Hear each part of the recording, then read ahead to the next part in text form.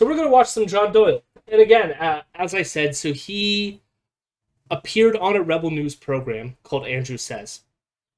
And it's a very boring program. It's basically a Dave Rubin... Jesus Christ. It's basically a Dave Rubin type show. And the only... there's no other way to describe it. I even think his very first guest was Dave Rubin. And we did cover that on stream. And it's basically Andrew does like an interview segment. And it's very, as I said, kind of circle jerky at the beginning of this show, right? So it's like as Dave Rubin does, sort of, where he gets on a whole bunch of right-wing figures and then they invite him on their show, and it's a huge circle jerk. And so we had John Doyle on his show. And John Doyle is someone that I've wanted to cover for a while just because in the same way that I have been selecting Michael Knowles clips, I feel like he is like a watched figure on that side. And what is this? Can you just wink at the camera for a minute so when it freezes we're just left with your winking face and leave it like that? No. The show must go Just on. Just constantly have one eye closed so that when it does inevitably freeze, it will be frozen on a wink. So yeah, we're now I lost my train of thought. We're gonna watch some John Doyle. Is basically where we're at with this, and I feel like he's more of like a fresh new face, and he appeals to a younger conservative crowd, and that's always concerning to me. And I also feel like he's a lot more dog whistly and weird. There is going to be a weird portion of this video because I've skimmed this one already, unlike the last one we just watched, and that is, he did a video prior to this one that was an hour and 40 minutes long that I'm not going to watch, that was basically arguing that porn addiction is a real thing and that it's degenerating males and they need to stop masturbating to win. Oh, I forgot to wink. They need to stop masturbating so that they can win the culture war or some shit. and, and I'm not... I'm not gonna watch an hour and 40 minutes of it, but we'll get like a primer because he does at the first like 8 minutes of this is gonna be him reflecting on I guess viewer responses to that video. Yeah, he's a no-fap. Well, I don't. It's so stupid. I will frame right here and we'll get into it when we watch it. But well, for one, Jesus fucking Christ, this camera. For one, sex addiction is not a real thing. I'm just going to throw it out there. It's not in the DSM. It could be habit forming, like other habit forming behaviors, but it is not an addiction. And usually, it could be like if someone is like, say, ruining their lives based on their porn consumption, it's probably some other underlying factors at play there. You know, like depression or some kind of trauma relating with sex that you don't want to engage with it with your partner or whatever. In some way that it becomes like the thing that you do such that it's ruining your life in some way, like making you not go to work or whatever. And so, like, that's usually what's going on there. So it's, like, annoying to me when they, like... It's almost like the same type of people who tell you, like, to cure your depression, all you need to do is take a walk out in the woods and your depression's just going to magically go away. Which is not at all helpful. So just telling people not to masturbate is not going to fix that issue. And usually it, like, exacerbates the shame culture that often exists in a lot of communities that is usually the cause of things like the depression and stuff and creates this endless spiral, right? That sounds like Proud Boy talk to me. You know, John Doyle might be Proud Boy adjacent. That wouldn't surprise me whatsoever. And when we watch it, you're gonna have those vibes. So yeah, but once we get past the porn thing, it's then he's gonna talk about woke companies, you know.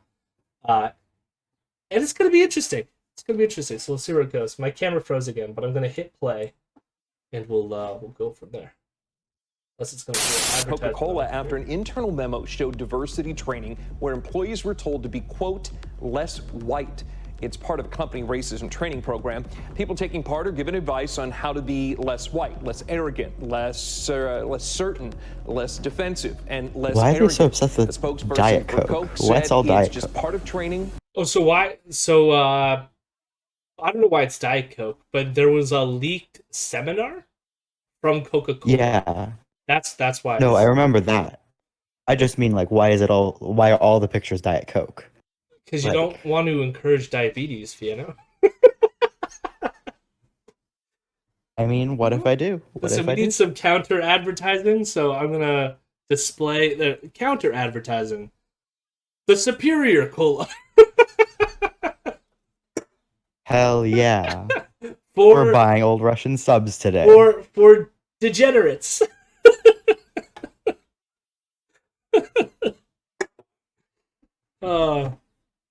Only woke people drink Diet Coke? No, I was saying the woke people drink Diet Pepsi, clearly. And the superior woke people, the ones who've, like, obtained the highest form of woke, add rum to their Diet Pepsi. Tim, Diet Coke is the white people of soda is so good. Only woke people drink Diet Coke, like famous woke lord Donald Trump. You know... Tim, I love you. Oh, dear Lord. So does that mean Tim's your one exception to your anti-Australian... Listen, I'm sure if I heard him speak, I would not agree with his accent. Otherwise, he's good. To fill you in, Tim, there's a character on Apex Legends that just says the most annoying stuff, and he's Australian. And I think we've filled it in there that just Australians are the worst. I mean, Avi Yemeni does not help as well. Meant to create a, quote, inclusive The music workplace. too, eh?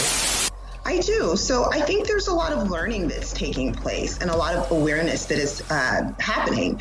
I wasn't as aware 7 years ago when I had my son about the racist images in a lot of Dr. Seuss's children's books. Story everybody's talking about this. I wish they had this music on regular CNN. I would watch the news. It's like who does like the fuck, what's the name of the movie where, like, it's like Leonardo DiCaprio? Was it DiCaprio? Inception? Inception. The Inception music to, like, watching news. Oh, I want to fix this webcam thing. Weird thing about the webcam thing is it's not the camera itself, because it works on my other computer perfectly fine. And it's not a driver thing either. It's just endlessly frustrating is what it is. Toy now has a gender-neutral name and...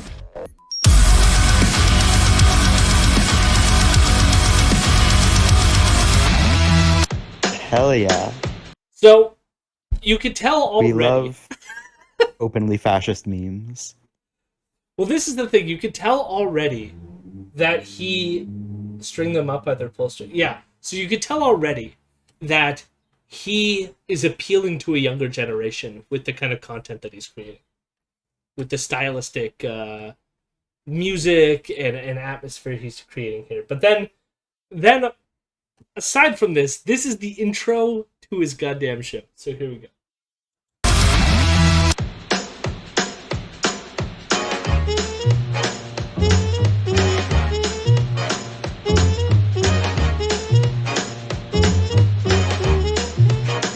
John Doyle in. Back off, commie. Holy shit.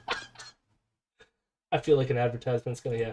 We're gonna get a Paul Krugman's gonna teach us economics advertising on this fucking video here. You should call up Paul Krugman and say, hey, do you know you're advertising on a fascist channel? I'm sure you'll enjoy it. But yes, that's the Heck Off Commie theme song that we just witnessed. And intro, which is, you know, appealing to a mythic patriarchal past.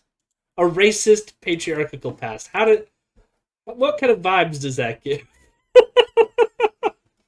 You know? And saying, heck off, commie. I know, too, is we're going to get a lot of anti-communism in this, so brace yourself. God damn it, I'm going to throw this video through a wall. Get a new cord. I don't even think it's the cord. Again, like, it works on my other computer perfectly fine. I have no clue why this is happening. I don't know if, I've tried clicking, like, different things, trying to get it to do Stick something. it in a different USB hole. Whoa.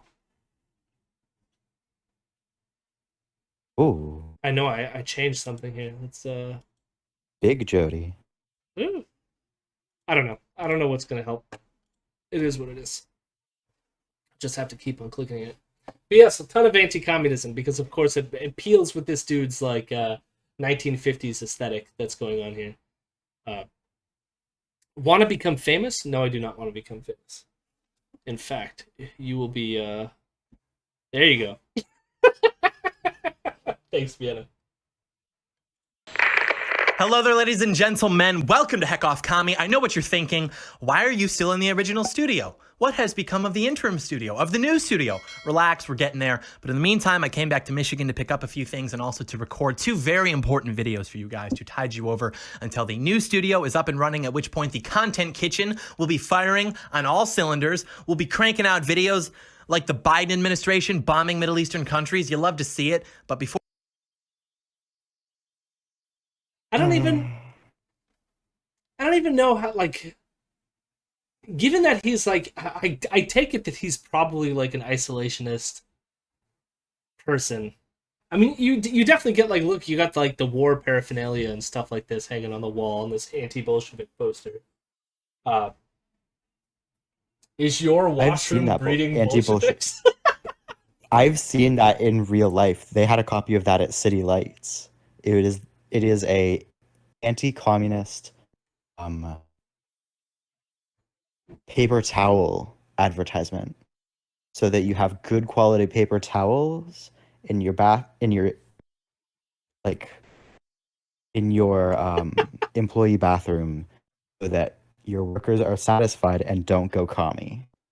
Yeah, because this is tissue towels. Yeah. Interesting. Really dry. And yes, isolationist. So what I mean by this is, and you'll pick up some of these hints throughout this video as well, which is that globalism is bad. So like, and like, I have critiques of globalism, but they're probably differ than his critiques. But it's the idea of like, everything should be manufactured internally. We should have no connections to other countries because they're all degenerate. America is the greatest, and we should only like deal with other countries in terms of invading and taking their land, right? But otherwise, like, our borders need to be tightly secure, and we just never interact with other human beings. These paper towels are so absorbent, I no longer want to own them. Jesus Christ. I mean, like, all this shit on his desk, too. You got the MAGA hat, you got Jesus, something pioneer, and even a Tesla, capitalism, but, like, in the Coke style. Like, yeah, this person's a winner. And he talks fast. You're going to notice that. Very speedy talky boy. Before we get into the meat and potatoes, what Probably we're talking did, about here today, I do want to go over a few things as it pertains to the channel as a whole that I think are important. I'll probably have to explain the jersey here at some point, but before we even get into that, I have to tell you something. I have to remind you of something, which I'm sure you already know because you're a genius. You have agency. You analyze the trends, and that is the fact that we're living in uncertain times, and millions have come to realize the importance of the Second Amendment. If you're looking... So, We can skip over the ad, right? I am going to skip over the ad, but I just wanted to show you that he's advertising for gun holsters. American made. American Gotta made. keep those manufacturing jobs of weapons and weapons accessories in the United States. Now I almost want to watch the ad because I feel like No. he makes that point, but it could be later. So I'll see.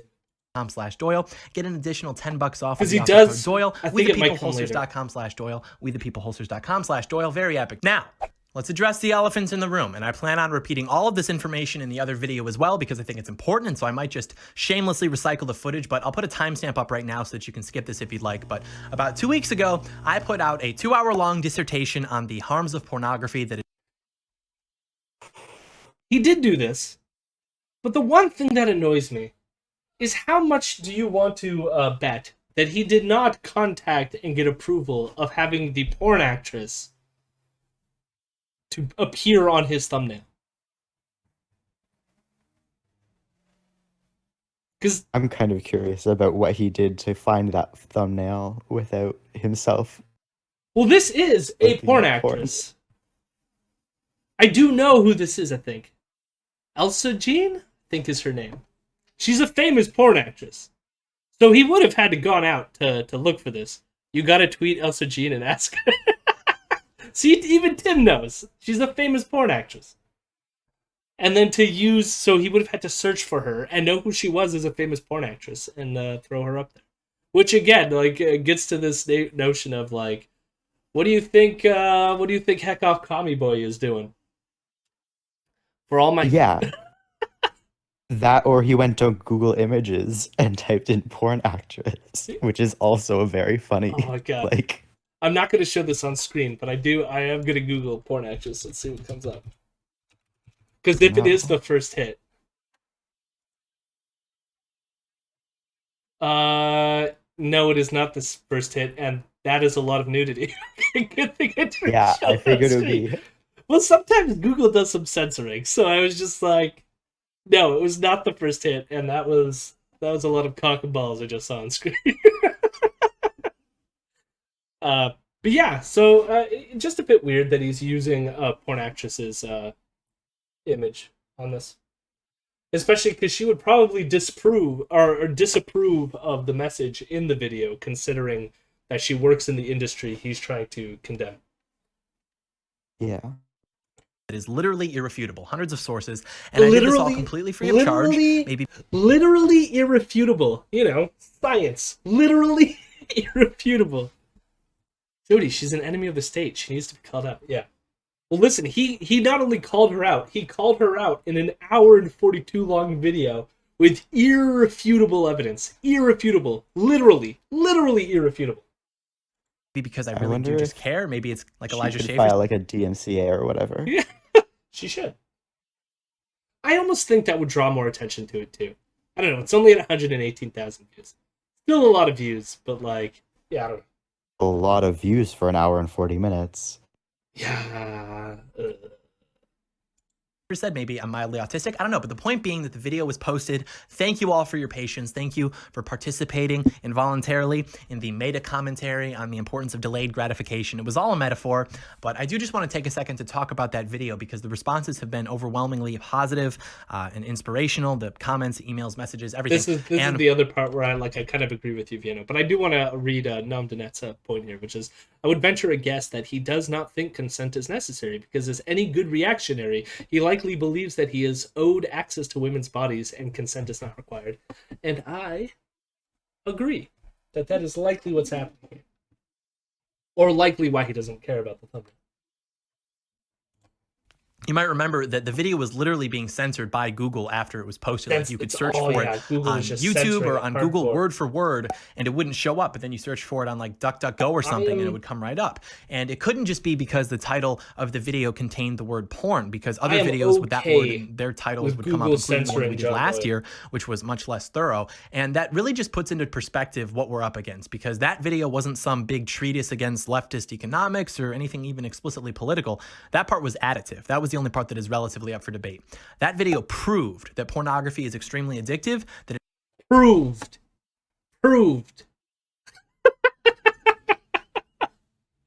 Well, a gentleman would ask Elsa Jean's husband's permission, but sadly she isn't married. I mean, there's a part of this where, of course, I don't think that people watching John Doyle understand science or scientific language. But nothing in science is proven. They don't speak in terms of proof. In fact, the only field of study that uses language like proof is mathematics, because you can have mathematical proof. You're never going to get 100% certainty in science, ever. That, and as I said, experts in this field, there's a reason why sex addiction is not in the DSM. And if anyone also wants to know, there's a scam in the United States, especially in terms of sex addiction or sex addiction therapies, where they file under insurance reasons that they're not treating you for sexual addiction because they can't put that for insurance reasons because sexual addiction is not in the DSM. So they claim that they're treating your depression, and that's where how they file it in for insurance claims. So it's like it's it's one of those things where it's like a celebrity culture thing, and it usually is used as like as a way for like celebrities to cleanse their image after they like engage in things like premarital sex, to be like, oh, I did so because I'm a sex addict, and therefore I'm going to go to this lavish therapy, and they're going to send me off to this basically an Alcoholics Anonymous type thing, where they're going to tell me that I need to seek a higher power, so I and only then can I cure my sex addiction, which is essentially what happens.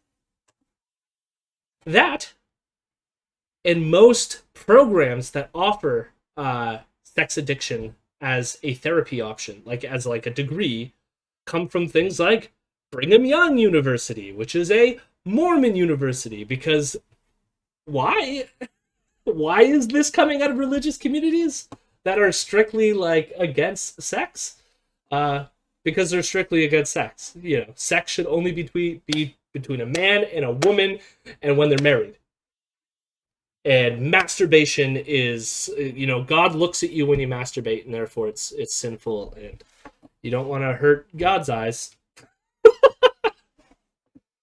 But all this sex addiction shit, it all comes from the religious Christian right community in the United States.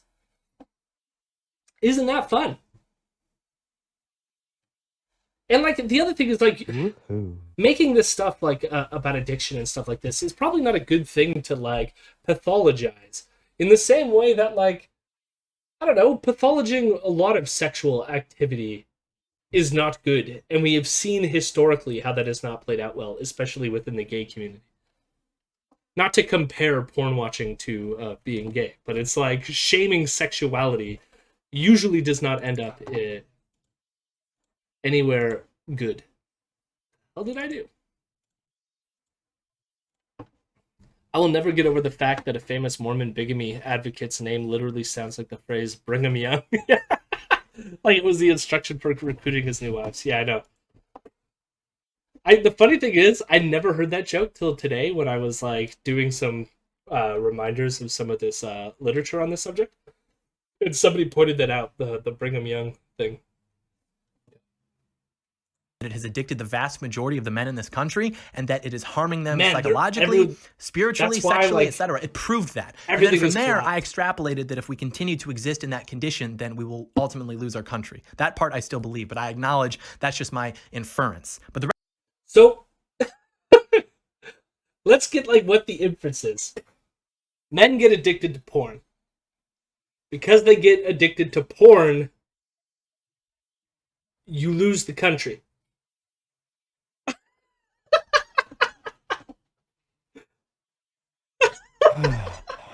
I don't like what. So it's like, I guess like men are just like constantly beating off to the point where they like, I don't know, that people enter the country, like a foreign military will invade the country, and all the men were just not prepared for it because only their one arm was like very fit.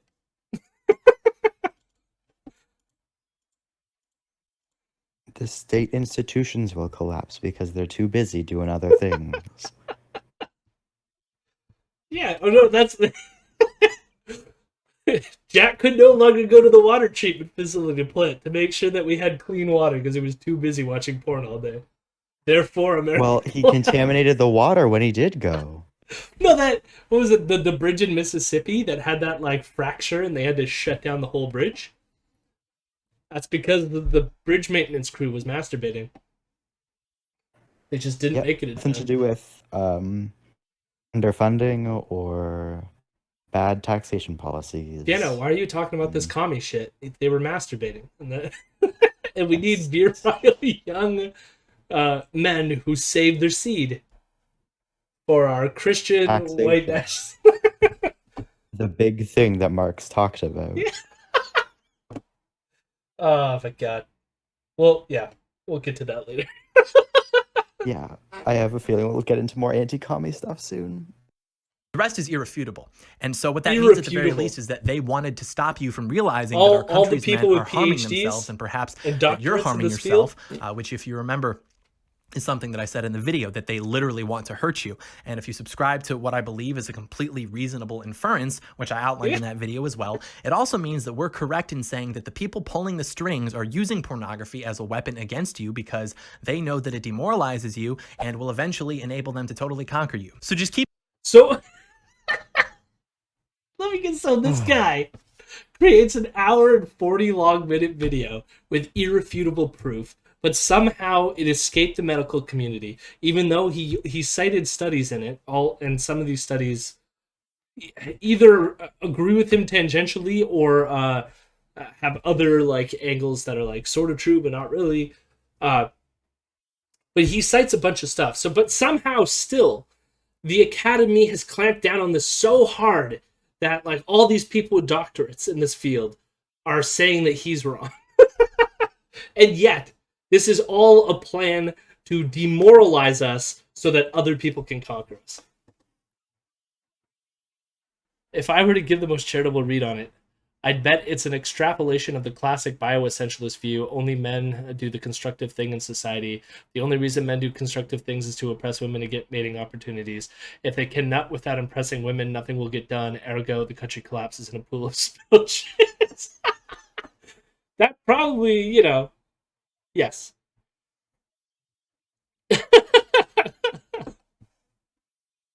Keep that in mind, because ultimately this channel was not started to recite decades-old arguments against centrally planned economies. It was not started to introduce contemporary arguments in favor of federalism. It was very simply started to help people, and that's not a virtue signal. Like, speaking very honestly, it's actually a political strategy. Oh, thank you, because, John. obviously we care about helping people, but I'll share with you something that I realized a very long time ago, which is that this battle that we're in, if it were an intellectual battle, then we'd never lose, but we are. We're losing badly, and we have been for a very long time, and that's because it's a spiritual battle, and we're not well. That's why we're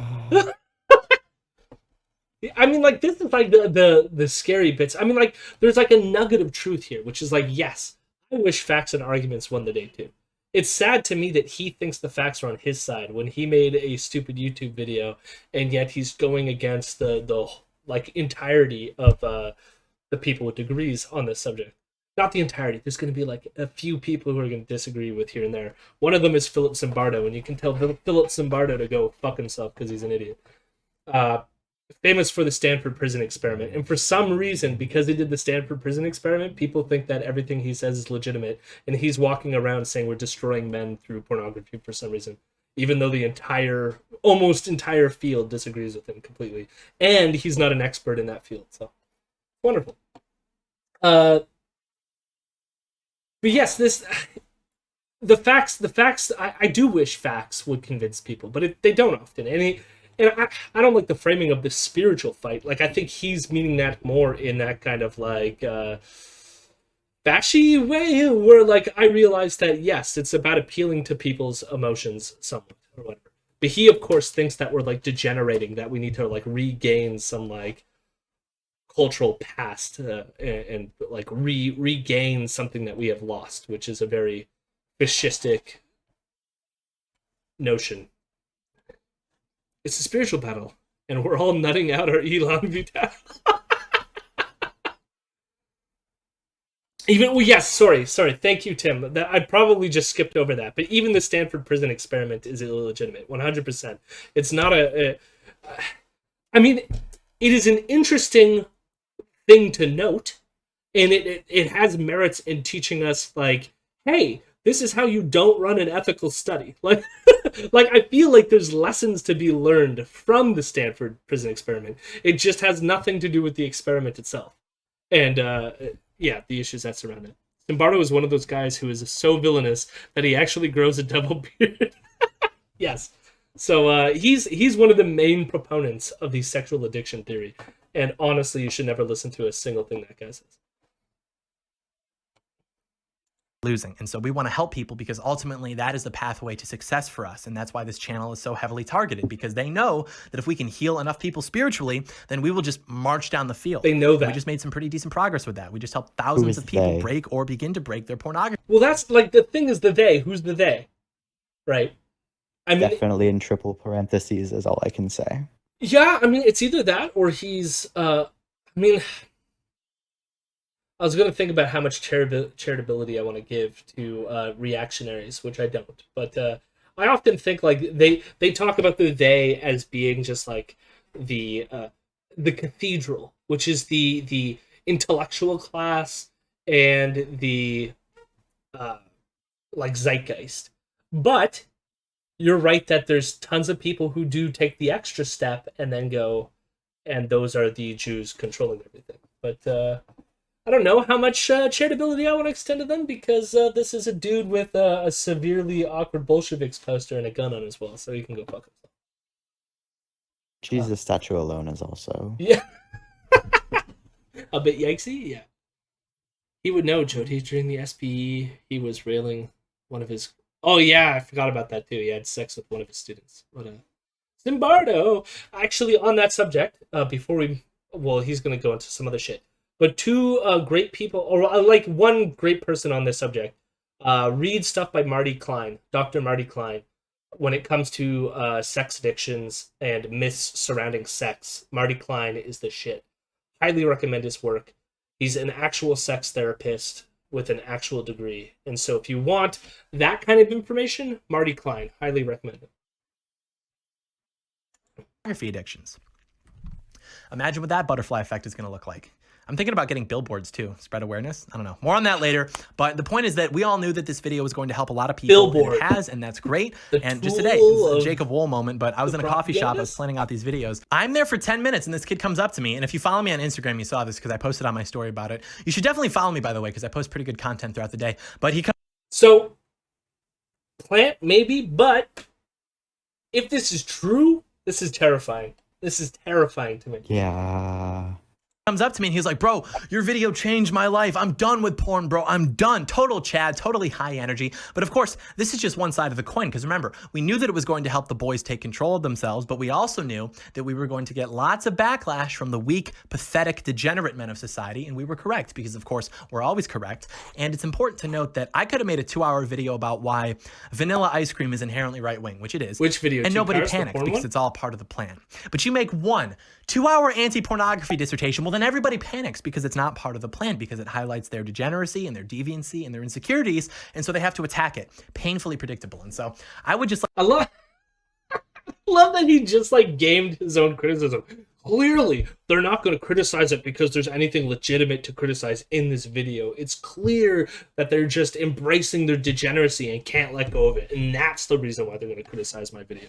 It was 118,000. How many subs does he have? Well, let's see where it's at now. But like when that actually came out, you're right. It's gonna have a depressing number of subs. He has 302,000 subscribers. That video is now sitting at 252,000 views. So depending on when he clipped this thing, and it came out 3 months ago. Which means it's going to be watched by more people, probably. Especially when he looks like a generic guy. I'd like to take a second to illustrate the difference between the types of people that we're dealing with here. Take a look at the coffee chat. I'll point out what we're all seeing. I'll point out the obvious. So he's going to do something here which I feel is a joke, but I do want to highlight that he already used language like Chad, which tells me that he has some connection with the incel community that I was unaware of. Or at least knows the lingual, and then that coming with that, there's probably a lot of like pickup artistry going on in his brain somewhere, which is a little bit disheartening to me, but is quite consistent with some of the other beliefs he holds. So it's not too surprising. It's just like icky and gross. But he's gonna like I don't know. You tell me. Let's just watch it. You've got an extremely positive canthal tilt. Those are the hunter eyes. You've got a steep angle on the brow ridge as indicated by the sheer volume of his eyebrows. Obviously, the locks of flowing hair, wider set nasal bridge, and the cope shield makes it difficult, but you can still see there's a very strong jawline present. He was about 6'1", solid shoulder to waist ratio. And so you take this guy, you take the coffee Chad. Now compare him to any one of the guys who got triggered by my anti-porn dissertation. I don't think I need to explain any further. I think the vindication speaks for itself here. You have the average porn fan versus the average hawk appreciator. That's all I'll say about that. So there's an element here which tells me that this is a joke in terms of the delivery and stuff like this. But he knew a lot of that lingo like way too well for me. Right? I mean, he's being ironic, but that's like, to me, this feels like he is just a 4chaner. Like he's just like one of those types, and it's like all they deal in is irony, so that they can always be like, oh, but it's a joke or whatever. And it's like, sure, you can pretend it is, but after a certain point, it's not. No, and it's coming from a place that's gross. But yeah, it's hard to read where the irony is coming from this, and I don't want to watch enough of his content to get that. But it's still it has icky vibes. I do like Tukar says the Chad definitely looks like he's leaning though, which is that stupid. I don't know if you've seen that account, Vienno, but they like draw green lines over everything, like in every image to show like who's more dominant by like showing how parallel the lines are in like two people who are dating. I have no idea what that means. Let me see if I can And pull please it up. don't explain further. No, it's fine. It's okay. No, I want to do it. There's some things I don't need to know. I searched green line in Twitter. I don't think that's gonna work for me. 2 cars, you know what I'm talking about. 2 cars, you share it. Oh, did you share it? No, your meme. Okay, here we go. Don't lean it. Okay, yeah, all right. So here, can you see that? Or I might have to. There's a strong connection. See how like the person is leaning, so therefore, and then the person draws the green line. And then her dotted line. And, like, she's weak because the man is, like, angled onto her. So this whoever does this account on Twitter just draws these green lines over everyone and then has these things saying weak or strong. I hate this. Yeah, no, it's, Yep. There's nothing else to say to that. It's just we live in a society. Oh, she's thinking he's weak because he's leaning towards her. Okay, sorry, Tim. I didn't yeah, you're right. I don't know. I didn't study enough green line theory to know the accurate Jody, you formulation. idiot. Yeah. You fool. You buffoon. I should angle myself. What's the angle on stream that tells me I'm a complete moron? Between your spiritual health and your outward appearance, and the aforementioned dichotomy exemplifies that quite well. It's like we talked about in the video. The horseshoe theory of practical intelligence. You've got the low IQ, oh, you're ugly, and you got the average IQ. Well, that's actually an ad hominem attack. And then you've got the high IQ. You look spiritually unwell. Therefore, I will not listen to you, though I will pray for you. Who? What the fuck? Let me. The thing is, there's too much. There's too much. You got the average IQ. Well, that's the average IQ. It's actually an ad. Oh, sorry, we missed the first one, which is low IQ. Here, you have the average point. The hunter eyes. You've got a steep angle on the brow ridge, as indicated by the sheer volume, strong jawline present. Solid shoulder to waist. Now compare him to any one of the guys who got triggered by my anti-porn dissertation. I don't think I need to explain any further. I think the vindication speaks for itself here. You have the average porn fan versus the average hawk appreciator. That's all I'll say about that. There's a strong connection between your spiritual health and your outward appearance, and the So he's saying like your spiritual health conveys your outward appearance. So somehow, because that person stopped masturbating, that's why he's attractive now.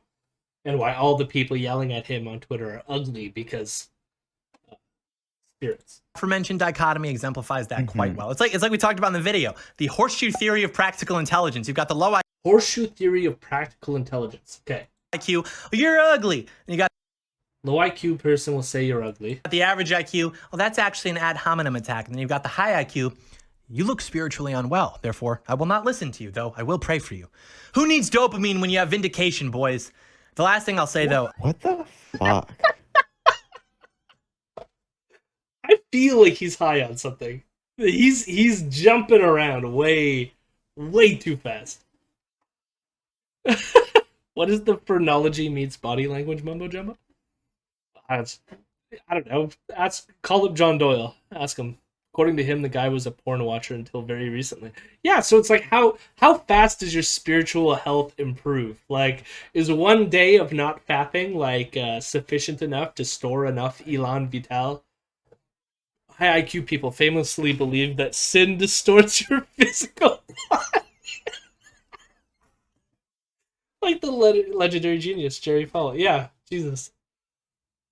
Oh my God. Can we please at some point do a stream on like the semen retention bullshit or something like that? Because I really I don't want to look into that on my own is basically what I'm saying. If I can remember, maybe unless something major happens, we'll try for a Wednesday stream like today. We'll do a deep dive in semen retention and how that's supposed to work. Because I know enough that people believe it, but I don't know like what they believe about it, like how the mechanics are supposed to work, you know? Yeah, exactly. A lot of people have been asking how they can help the channel or help what we do as far as that goes. I don't know. As far as like the channel goes, the best thing to do, go to the website, heckoffcommie.com, get a membership over there. That's how we keep the lights on. That's how we're able to do this, do cooler stuff, make better content, put up billboards, who even knows? And I try to only talk about it like once a month or so because I don't like plugging it. But, you know, if you want to help, that's the best way. And then you get access to a bunch of cool features through the website. And we're going to be putting a lot more content on the website once we get the new studio. Stu, as proxy cameraman, Aldo calls it, up and running. A lot more content in general is going to be coming out. We got big plans for this year. Very exciting. So if you want to help, go to the website, get a membership. It's only a couple bucks a month. And then you're literally helping bring people to our side, making them more disciplined, ultimately helping to build a pretty strong coalition. So we're excited. And remember, the more memberships we sell, the sooner I can have. I mean, like, there's a worry that I have in terms of how he's selling, like, becoming a member, which is like building a coalition and stuff like this. And like that kind of worries me in terms of the whole militaristic aspect of his whole fucking aesthetic. I don't mind when lefties do it because that's about building solidarity and community and activism, but he's like, we need to stick together to fight the outside enemy, the other that we need to exterminate. And that's worrying, especially since he's trying to appeal to the youthful demographic. Kids, and so if you're curious to see what happens when I start multiplying, that's the way to do it. I actually, jokes aside, I think that'll introduce opportunities to teach about homeschooling, building relationships with other young conservative families, things like that. I don't know too much about that right now, but when I do and I'm working through those things, I think it'll be good to share with people. So anyways, that's that. Very epic. And now we will talk about woke capitalism, which is something that has totally blindsided conservatives. We never expected it, and we really don't have any idea how to combat it. And even so, before we move on to the woke capitalism bit, I want to highlight how kind of weird and creepy it is that he's looking forward to having kids so that he can promote homeschooling and talk about how he's indoctrinating his children into all this bullshit that he spews on his channel, which is horrifying. Yeah. I love this. To the reunited states of America. Why are they showing... Wasn't the Jeep commercial criticized for not being woke? I have a feeling that like that was criticized because this is that whole Bruce Springsteen thing. Even now, no one is really offering any solutions, and so I figured that I'd throw Jeep.com. my hat in the ring, give my thoughts. The road ahead. Yeah, like that. I thought that was criticized for not being woke. I can't even remember these battles anymore. I have no idea. But I'll start by talking about my jersey here because I've had this Patriots sticker on my laptop for a while and people are always like, oh, he's a Patriots fan. And so I'll explain the lore, which is basically that I'm not necessarily a Patriots fan and I'm not even necessarily a football fan. I'm just a Tom Brady fan. And that's for two reasons. The first of which being that he's a great source of inspiration for me because people keep being like, Tom Brady's going to lose. And then Tom Brady keeps being like, disagree. And then the other one is that I noticed that all of the worst people in the world consistently root against Tom Brady because he's white, because he's a Trump supporter, most importantly, because he's successful. And leftism is fundamentally just the political mobilization of the insecure. And they hate winners because it reminds them that they're losers. And so they hate Tom Brady because Tom Brady wins games. And I could literally make this into its own 2-hour.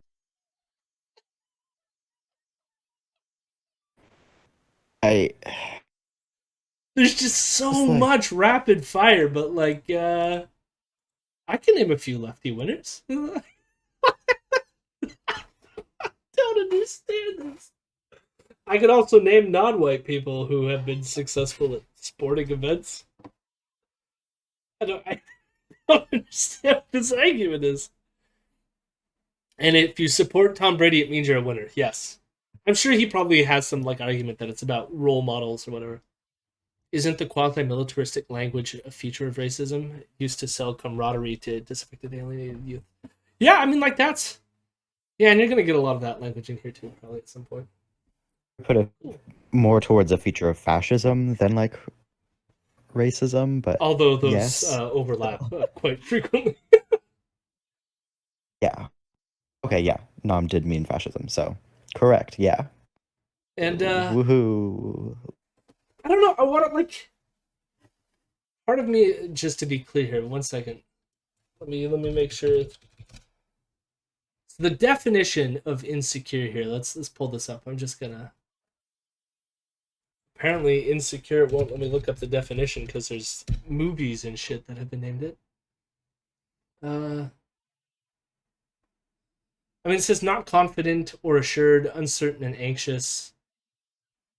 I mean, I was going to make some comment about the right being insecure. I mean, there's something about, in terms of anxiousness of like an invading other and that the cultural collapse. It's like, to what extent has he exuded confidence? I mean, there's an element of confidence in his portrayal here. But he's talking about how, like, you know, the entire corporate oligarchy is against us. We're in the minority. We're losing our culture. We're dying. We need to fight back. Like, this is what he's saying, which tells me that that's way more insecure.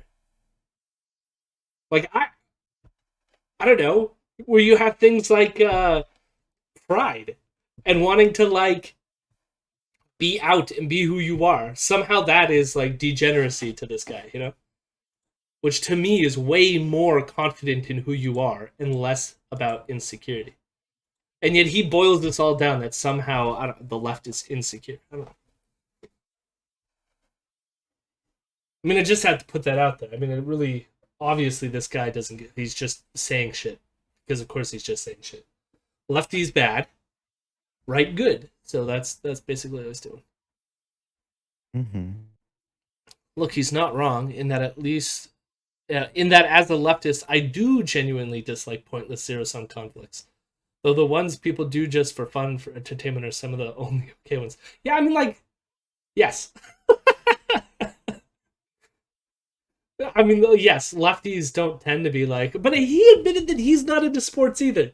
He's merely a fan of Tom Brady because of, like, weird notions of success and him being a Trump supporter. It's all fucked up. I don't know what to tell you.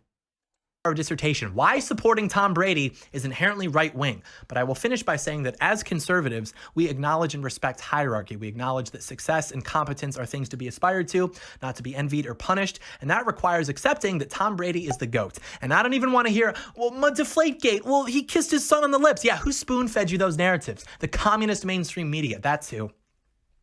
We're about to get into the NFL, how it ties into what... So... Again, like, it stupid. I have nothing really to respond to that, other like the communist mainstream media. The communist mainstream media.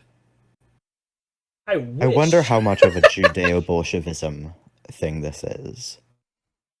It has those vibes.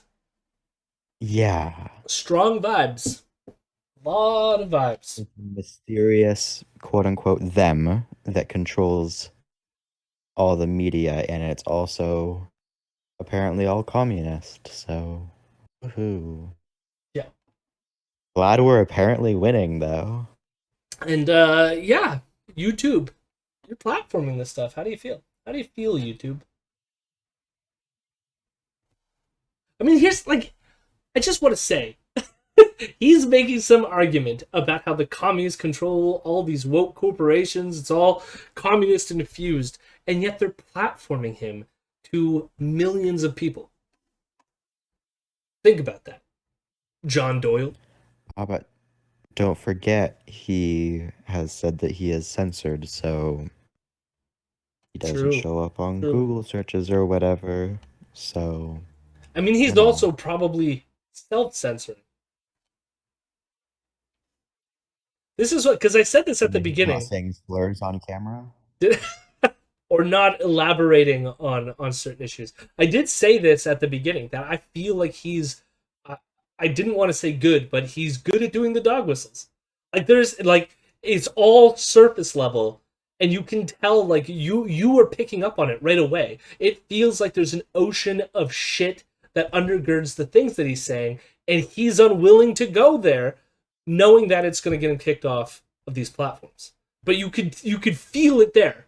Like, it's not even, it's, well, maybe like to us who listen to this shit constantly, it's not even subtle. It's just, it's like a thin, like, surface that will be perforated and explode the the no-fap has contained the anti-Semitism, and it's just about to burst, is what I'm highlighting, I guess. Woke capitalism. I have a lot to say. I haven't been behind the desk as much as I would have liked to have been recently. I'll tie this up by saying that the window of appreciation for white male excellence is closing, and so have fun with it while you can, because it's closing quickly. Because even when Brady signs to a new club after... Like, isn't that insecure? It's all going away. That, like, seems so insecure to me. Also, Captain Canuck made a good point in the chat. There's also definitely some anti-Semitic undertones to this anti-porn rhetoric. There are a belief that the industry is controlled by the Jews. Yeah, this is the whole white genocide theory, where they're trying to tell you to that, like, interracial sex is okay for like degenerating the white seed or whatever. Yeah, it's a thing that the Nazis did too, where they were like pretty openly targeting like porn and I guess more generally erotica back then, because, you know, 30s, the same sort of stuff wasn't happening, I guess, in terms of, you know, filming ability and all that. But it's the same thing where it was just like the Jews are sponsoring this degeneracy and blah, blah, blah, blah, blah, the Aryan nation, whatever. Yeah. Bullshit. And this dude is just decent at being subtle about it. Yep. Nam Danette, I'm not sure who Father Coughlin is. That name sounds so familiar, but it's not immediately jumping to. 20 years in New England and wins yet another championship at 43 years old. You have people claiming it's racist just because he's white. And if trends... Tom Brady called racist for winning Super Bowl during Black History Month. Yeah, I gotta check out this. Oh my god.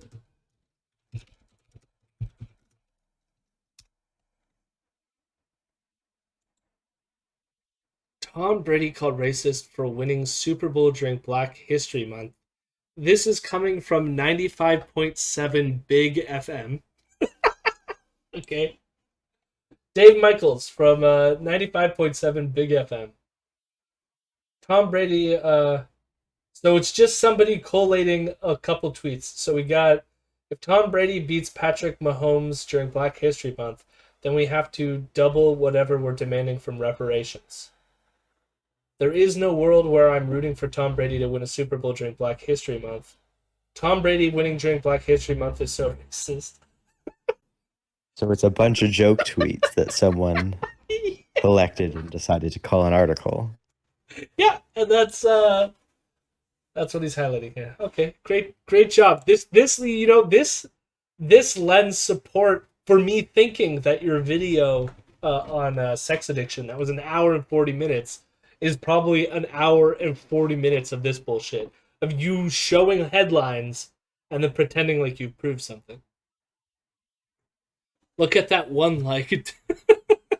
Tweets worth reporting. Okay, yeah, I didn't even notice that.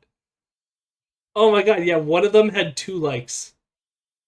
One of them had 5 likes, 11 likes. One of them did have some traction. We got a 9.9K and a 2.1, but they weren't the ones calling him racist. The Tom Brady winning during Black History Month is racist is the only one that that claimed it was racist, and it had 1 like and 30 comments. 30 comments, which means people were like, no, it's not, where I say that was an awesome tweet. Whoever that was, keep it up. Your humor is needed. Go out there. Fight it. Speaking of great humor, Eve Fartlow is trending on Twitter. Oh. It's not on mine, sadly. Yeah, maybe if I refresh. No. Maybe if I look down. Let's see. I want to see this just to know that it's happening. No. Oh, yes, it is. Eve Fartlow. Nice. Good job, Internet. Good job. You did it. She is so terrible. If I didn't have the idea to do John Doyle today, we could have done Eve Bartlow's friggin' article. Continue. And then we would have been trending. That would have been nice. White men aren't going to be able to be successful at anything anymore because we'll have to abdicate and yield to women and people of color, because it's not about equality of opportunity anymore, and it's not even about equality of outcome anymore. It's about everyone getting a seat at the table except the white men, because they think that you're evil. It's actually total equality of outcome. It's like cumulative equality of outcome in the macro timeline, because what they're saying is, well, white people occupied these positions in the past, so now they can't anymore to make up for that, because that's how we solve racism. So enjoy. Like, that is not at all what any of the... Just keep it playing. It's just like, what bubble does he have to live in? I feel like he got called racist like once. It's like, no, I can't even I can't even eat in public anymore. You're gonna kick me out in public. That's what it feels like. Enjoy it while you can. Enjoy your Tom Brady's, enjoy your Donald Trumps, your PewDiePies, your Mike Lindells, your Jake Pauls, all while you can, because the woke doctrine is a cancer. It's not self-containing, and it's going to spread everywhere. And again, this doesn't mean that people who aren't white men can't be good at things. Professional sports as a whole are disproportionately dominated by black men. It's just to say that for whatever reason, white men are told that they have to apologize for being good at things simply because they're white, and that's dumb. So, But anyways, the NFL... I can honestly say I have never had to apologize for being white. Apologize right now or you're banned.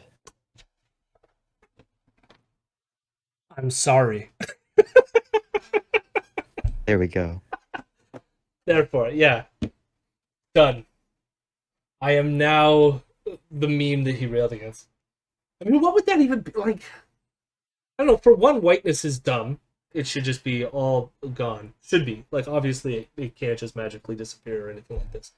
But, like, I don't know. Like, I've never understood, like, all these people who claim that they're, like, white guilt as a complex, or, like, getting people to apologize for things. It's like, I don't know. I think the most people have ever wanted was just a discontinuation in the participation of systemic racist systems, That's all they're asking for. Don't perpetuate racist systems. I think that's a pretty fair thing to want. And it's fairly easy for me to agree with that and not want to perpetuate those systems as well. And I don't feel any lesser for doing so. And I don't need to compensate by having a gun on my fucking wall and talking about how commies owning everything. Although commies should own everything. Because we're all commies, and then we should all own it, right? NFL is a good segue into what we're talking about, because the NFL is an example of the wall. Sorry, we should all have a gun on the wall? We should all own the gun on the wall. Collectively own the one gun on the one wall? Something that is monetized There's one gun we all have to share. Very successfully, especially considering the degree to which it exists in American society. And I'm not saying that this is done necessarily with malicious intent, but I'll give you 2 examples. And the first one is applicable to all professional sports, which is that they exist to monetize what is effectively inconsequential and politically correct tribalism. Now, I'm not saying there's anything wrong with sports, with following sports. That's not the point. The point is that the average American man, having been fed propaganda throughout his entire life, is sooner to take issue with someone criticizing his sports team than his state, his country, his church, etc. Like, we don't even know what it means to be a man anymore. We don't know how we're supposed to exist in society. We don't know what it means to be an American. We don't know what our purpose is. And so we just invest all of that into sports ball. And we buy the tickets and we watch the games and we identify with our team and we will live and die by it as though it's something more important than what it really is, which is literally just a sports team. And again, this is not to say that sports don't bring people together or that this is just to say that human nature is predisposed towards tribalism, us and them, which, by the way, doesn't mean that the them group is bad or worse than the us group, just that they're different, which is an obvious reality. That's a long fucking thing. Holy shit. Well, that was a roller coaster ride. I mean, the first part of it, I'm like, he's not wrong. You know, the first bit, it's like, you're not wrong. But then it's like, it went from that to being like sports as a replacement to like knowing what manhood is and what America is and knowing like our country and knowing like, again, it like turns into like the white nationalism thing where like the real trick should be all tribalism is arbitrary to a certain extent. You know, or something closer to that, because like I don't think that's true either. I will always be against the fascist tribe, for example. That is one group I will not associate with. Not jerking off will give purpose. Yeah, and the fact that we don't have purpose. What does that even mean? What is, as a philosopher? I don't know what he means by this. My guess, based on the Jesus bobblehead on his desk, the purpose is Jesus or religion. That is my guess. For him, we're becoming too secular and we're losing some sort of like religious paths or something like that. Where, I don't know, I feel like I have purpose as someone who doesn't believe in God. I mean, I think religious people can have purposes too, but like this idea that somehow life is purposeless for most people is kind of silly to me. Go on. I mean, like, obviously he's approaching it from the wrong direction, but like, I don't know, like, I do think that most people find their lives kind of purposeless, and that's more because of alienation under capitalism than it is because of, like, you know, that's another reason I don't why identify with my country very much. Yeah. No, that's another reason why this is dangerous, because he's appealing to people's sense of alienation, but then saying the way that you fix it is this other, like, fascistic bullshit about, like, God and country. When it's like, no, the problem is the economic system has disadvantaged you in many ways, you know? Yeah. I did laugh in the middle of, like, the honest thing you were saying there, because Tim did write, Jody, as a philosopher, surely you learned that purpose is stored in the balls. Tim continuing to be correct. Sadly, I must have missed that lecture. I must have missed it. Save up your purpose until you can and black and my hat's down low. Now I'm get that purpose too. Tim Marsh officially just got Jay-Z serenaded by Nam Dinet. Thank you. If you think about it, your purpose being stored in your balls means that your purpose is then transferred into your kids. So that's why sex can only be for reproductive purposes. No, that's the thing. That's why the no-fap community exists, because you need to store your purpose within, and if you let the purpose out too soon, you'll lose your purpose. You got to keep the purpose within, you know.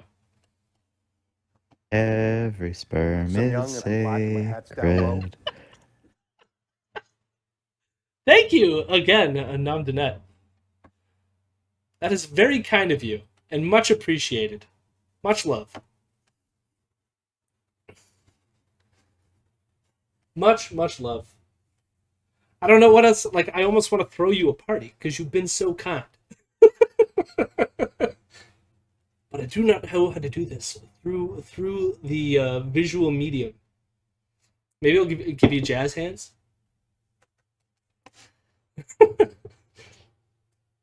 We're not allowed to acknowledge the existence of us in terms of nationality, in terms of faith, in terms of culture, in terms of gender but we're totally allowed to channel all of that into the incredibly lucrative and totally woke enterprise of professional sports. So I want to go through that again, just the list that he reads off there, because those are the things, and faith was included in the purpose thing. And again, you're seeing as the shift that we said, which he's acknowledging a real thing, the alienation leading to a kind of purposelessness, and then saying that like the reason is because of these pillars, these conservative pillars that have like somehow been removed.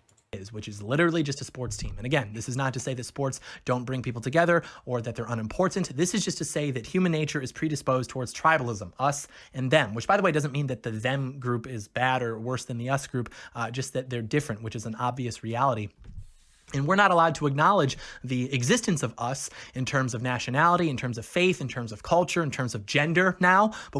So nation, culture, faith, gender. It's a weird camera angle that he switched to. Conservatives do like the camera angles. I don't know why. We need multiple camera angles because hearing him read from the below the desk shot is what we need in life.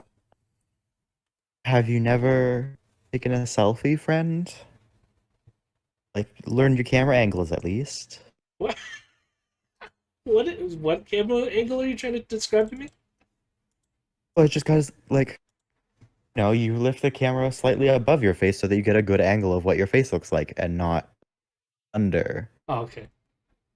And also just, like, the weird... Like, it doesn't look... His baubles all look weird now. Like, it's just... Come on, man. A little bit of professionalism, please, at least. We get it. You're going to do the fascist bullshit, but... Man, as someone whose PhD specifically looked at this, I'm so sick of hearing people say human nature is naturally disposed to tribalism. Yeah, I agree, Tim. I think it's like an simplification for sure. I think that just like people pick up on, like, I do think this sort of like general sort of I wanted to use the word common sense, but even that's like not accurate. But like there's a general sort of like language regarding groups of people like associating, but like obviously that sort of like blurs the edges of like, not everyone within a group is as consistent within the group, right? I mean, we're going to be tribe anti-essentialists, right? I mean, I'm an anti-essentialist about almost everything, so. You get awesome channel-specific emotes, and depending on the channel settings, you dodge ads. Yes, I know. I should be better on some of this stuff too. It gives you more leverage to yell at Jody on Twitter to make more pitch breaks. Yes, I will.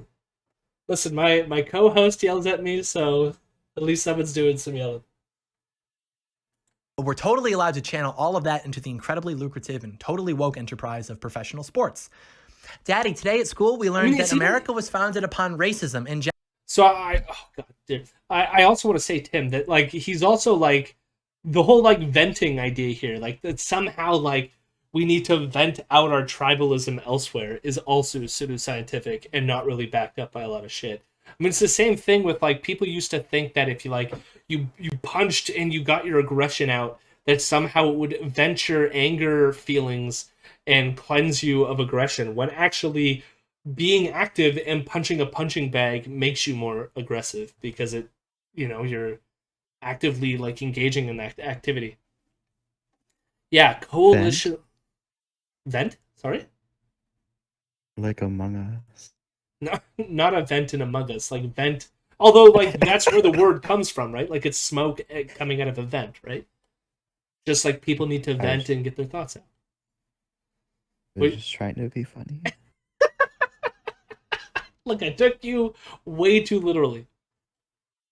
Yeah, coalitional negotiation of group boundaries and group membership is so complicated, but people love to reduce it to, people love splitting into groups and getting super mad. You can't make it go away.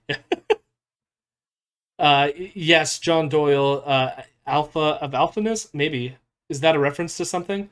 I can tell he probably would engage in that language, but yeah, it's the old psychodynamic hydraulic theory. You've got to discharge your physical energy. No, man, it's just happened for me. Yeah, exactly. We are not hydraulics. Who would have thought? Genocide, and that white people owe reparations to everyone who isn't white. Oh, and also that Russell Wilson is closer to being a top 5 QB than Aaron Rodgers. Damn it, I told you we need to take kids out of schools. It's the same thing with the last Super Bowl. Politically correct tribalism. Remember the Will Ferrell ad? Beat Norway. Norway's lame. Grr, Norway. Everyone thought that's so funny. Why? Because it was funny. Picking petty fights with other countries during one of the most widely broadcast events. Sorry, what was that? You made a sound. It was so funny. The funny thing is, I don't even know what ad he's talking about. No idea. But apparently Will Ferrell was in an anti-Norway ad. In the year is objectively a good bit. But ask yourself this. Are we ever going to see a Beat Mexico commercial or something similar? No, we're not. We're not going to see a let's bring our jobs back from Mexico type commercial, because that would be offensive, because Mexico isn't a white country. I think that would be, in fact, the funny thing is he's saying that those commercials wouldn't exist. We had a recent incident happen where Unifor, one of the unions in Canada, had an advertisement complaining about the GM factories, which is one of the locals that they unionize, moved to Mexico. And a lot of people came out and criticized them for having this very isolationist anti-Mexico ad about, like, we're giving our jobs to Mexico, because it's like Mexicans deserve work and jobs just like everyone else. Like, this shouldn't be an international competition. The problem is the company is your enemy, and your government's the enemy for, like, doing certain things to make the pay discrepancies happen. That, and the fact that, like, so it had nothing to do with, like, you can't do it because they're not white. I mean, but there is, like, racial tendencies that exist in that discourse, right? Which is, like, the reason why it would be iffy to do, because there's a lot of racial underpinnings there. A racist underpinnings, sorry. Why are you laughing, Please Piano? read Tim's latest message. Then again, he does seem sympathetic to the idea that your personality traits are a biological juice that you can vent out your wiener because you're addicted to watching porn. Yes. God. Don't. Also, oh my God, Nick said that apparently Will Ferrell did a Eurovision movie. So. Okay. Okay. It's Listen, we follow BDS on this channel. Eurovision is on the BDS list. We don't engage. You're cut, Eurovision. You can only poke fun at white countries and white people, just like you can only criticize white countries and white people. And this is what woke capitalism does. General Motors, which is one of the biggest companies in the country, they take out...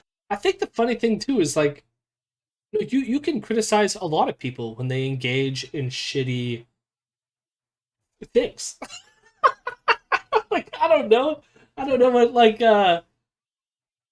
well, I've never heard that. We're only allowed to poke fun at countries if they're, what? Apparently. Got an ad during the Super Bowl, which is one of the most significant events on the calendar of the United States, and they get funny man Will Ferrell to be funny, and they basically get to tease the literal country of Norway, like, hey, Norway, we're gonna get you. We're gonna, we're coming to get, we're gonna get you. And then everyone's happy. We feel this manufactured sense of unity as a country because we're mobilizing our screen people during the big game to bully a European country. But then the reality of the situation is that... No, but the reality of the situation is it's not bullying, right? Literally, what the fuck are you talking about? Like, who watches the Super Bowl with a feeling of national unity? What the fuck are you saying? I didn't even pick up on that one. I'm just like, even the whole notion of, like, I don't know, it's not bullying Norway because nothing in the advertisement is making fun of Norway. If like, the butt of the joke is that there's no reason to be angry at Norway, right? That's why it's not bullying. Like, there was a reason why the Unifor ad that I described was a problem. Because it was saying there's something wrong with Mexico, and Mexico is the thing that we're mad at. Therefore, you made it about Mexico, and it feels racist. Where it's like, I don't know, if like you were doing something like, why is Norway taking all of our jobs? Then that would be different. But if you're like just poking, like if you're saying we're going to go to war with Norway, and then like the joke is that what's the reason to go to war with Norway? There is no reason. Like that's the joke. And it's not bullying, and like maybe you can make a joke out of it. I don't know. I didn't see the ad, so I can't give a rating on how funny that ad is. Everyone knows when you're not venting your masculine essence, it builds up pressure inside of you, powering you like a locomotive. It's why frat guys love to say chug, chug, chug, because true chads are human trains. Jesus Christ. Oh, Jesus. We save those jokes, Tim. When we do our no fap episode, you could just hang out in the chat. no fap joke away. General Motors. It's a joke about Iceland entering the Eurovision Song Contest and mocking Norway in a fictional universe. That's why it's funny. Okay. Ha-ha! Hilarity! I think Americans understand the rest of the world exists. Like, do they? I don't know that they do. No, like that's the thing. Like, they probably think fucking Norway's in like Scotland or whatever. Like, I don't know. Not to like shit on Americans, but also like Americans are terrible, very self-absorbed in their own country's issues. No, that's been a long really understand that the world exists beyond their own. That's been a long bit on like those late night shows. They used to do that. But it looks like he's gonna make a comment about GM going to Mexico here, so I'm curious to see what he's gonna say. During the big game to bully a European country, but then the reality of the situation is that General Motors has a pretty bad habit of pouring jobs into other countries to displace American workers, because as we'll talk about, woke capitalism has no ties. So again, notice that framing. GM has this habit of dumping the jobs in Mexico and displacing American workers, and that almost says that like there's something inherently good about this job being in America, and America deserves this job. And that's where like the racism comes in, that somehow evil Mexico is lowering their wages so much that GM can just like, evil GM can just go and send all of its stuff there, and somehow Mexico's the problem. It's the other that's the problem. That's when you get into like the racism shit, right? That's why that whole framing is fucking toxic and not good. Yeah. Where what we should be doing is working in solidarity with Mexicans and being like, no, they not only should they have those jobs, but they should have workers' rights, better pay, and be treated with dignity and respect like every other worker, and be unionized and all that fun stuff.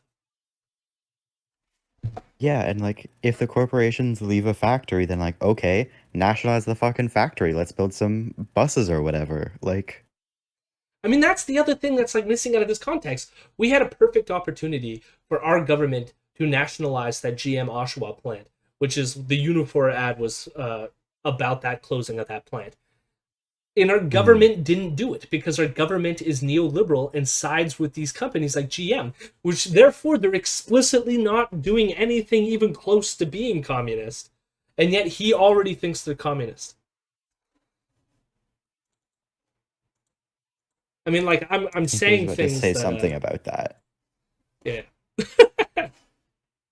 The country. They don't care about America. They don't care about the American people. They just care about money, and they view you as a source of that. And they know that if they put funny man on the screen and tease the silly Europeans for a minute and a half, then they can make you clap like a seal. And so in understanding woke capitalism, we have to be clear, because woke capitalism doesn't mean the coffee shop in your neighborhood that has the gender-neutral bathroom signs. There's like an element at the beginning of that where, again, he's hitting on the feeling of a problem, which is that, like, yes, these corporations do not have your best interest in heart. But then it gets derailed by a bunch of nonsense that I don't even know what he was trying to say there, other than like he reaches the point where it's not just about gender neutral bathrooms, it's somehow about displacing Americans. But like, why? Like, the further question to me would be like, why would GM purposely want to displace American workers? Why would they purposely want to do that and cover it up? Like it only has to do with the profit-driven motive, right? Like, so your problem would be capitalism, would it not? But this is woke capitalism. This is somehow different. Regular capitalism. It's almost like he wants some sort of like, I don't know, fascistically controlled economy.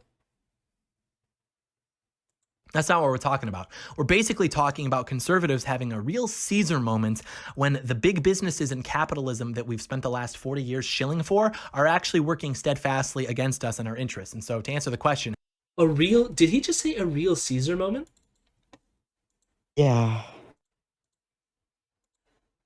Like, that felt unclear to me, but like calling it a Caesar moment, like that makes it sound like you want a Roman emperor to, like, just as I said, fascistic control of the economy. I think that's a stabbed in the back myth more than anything.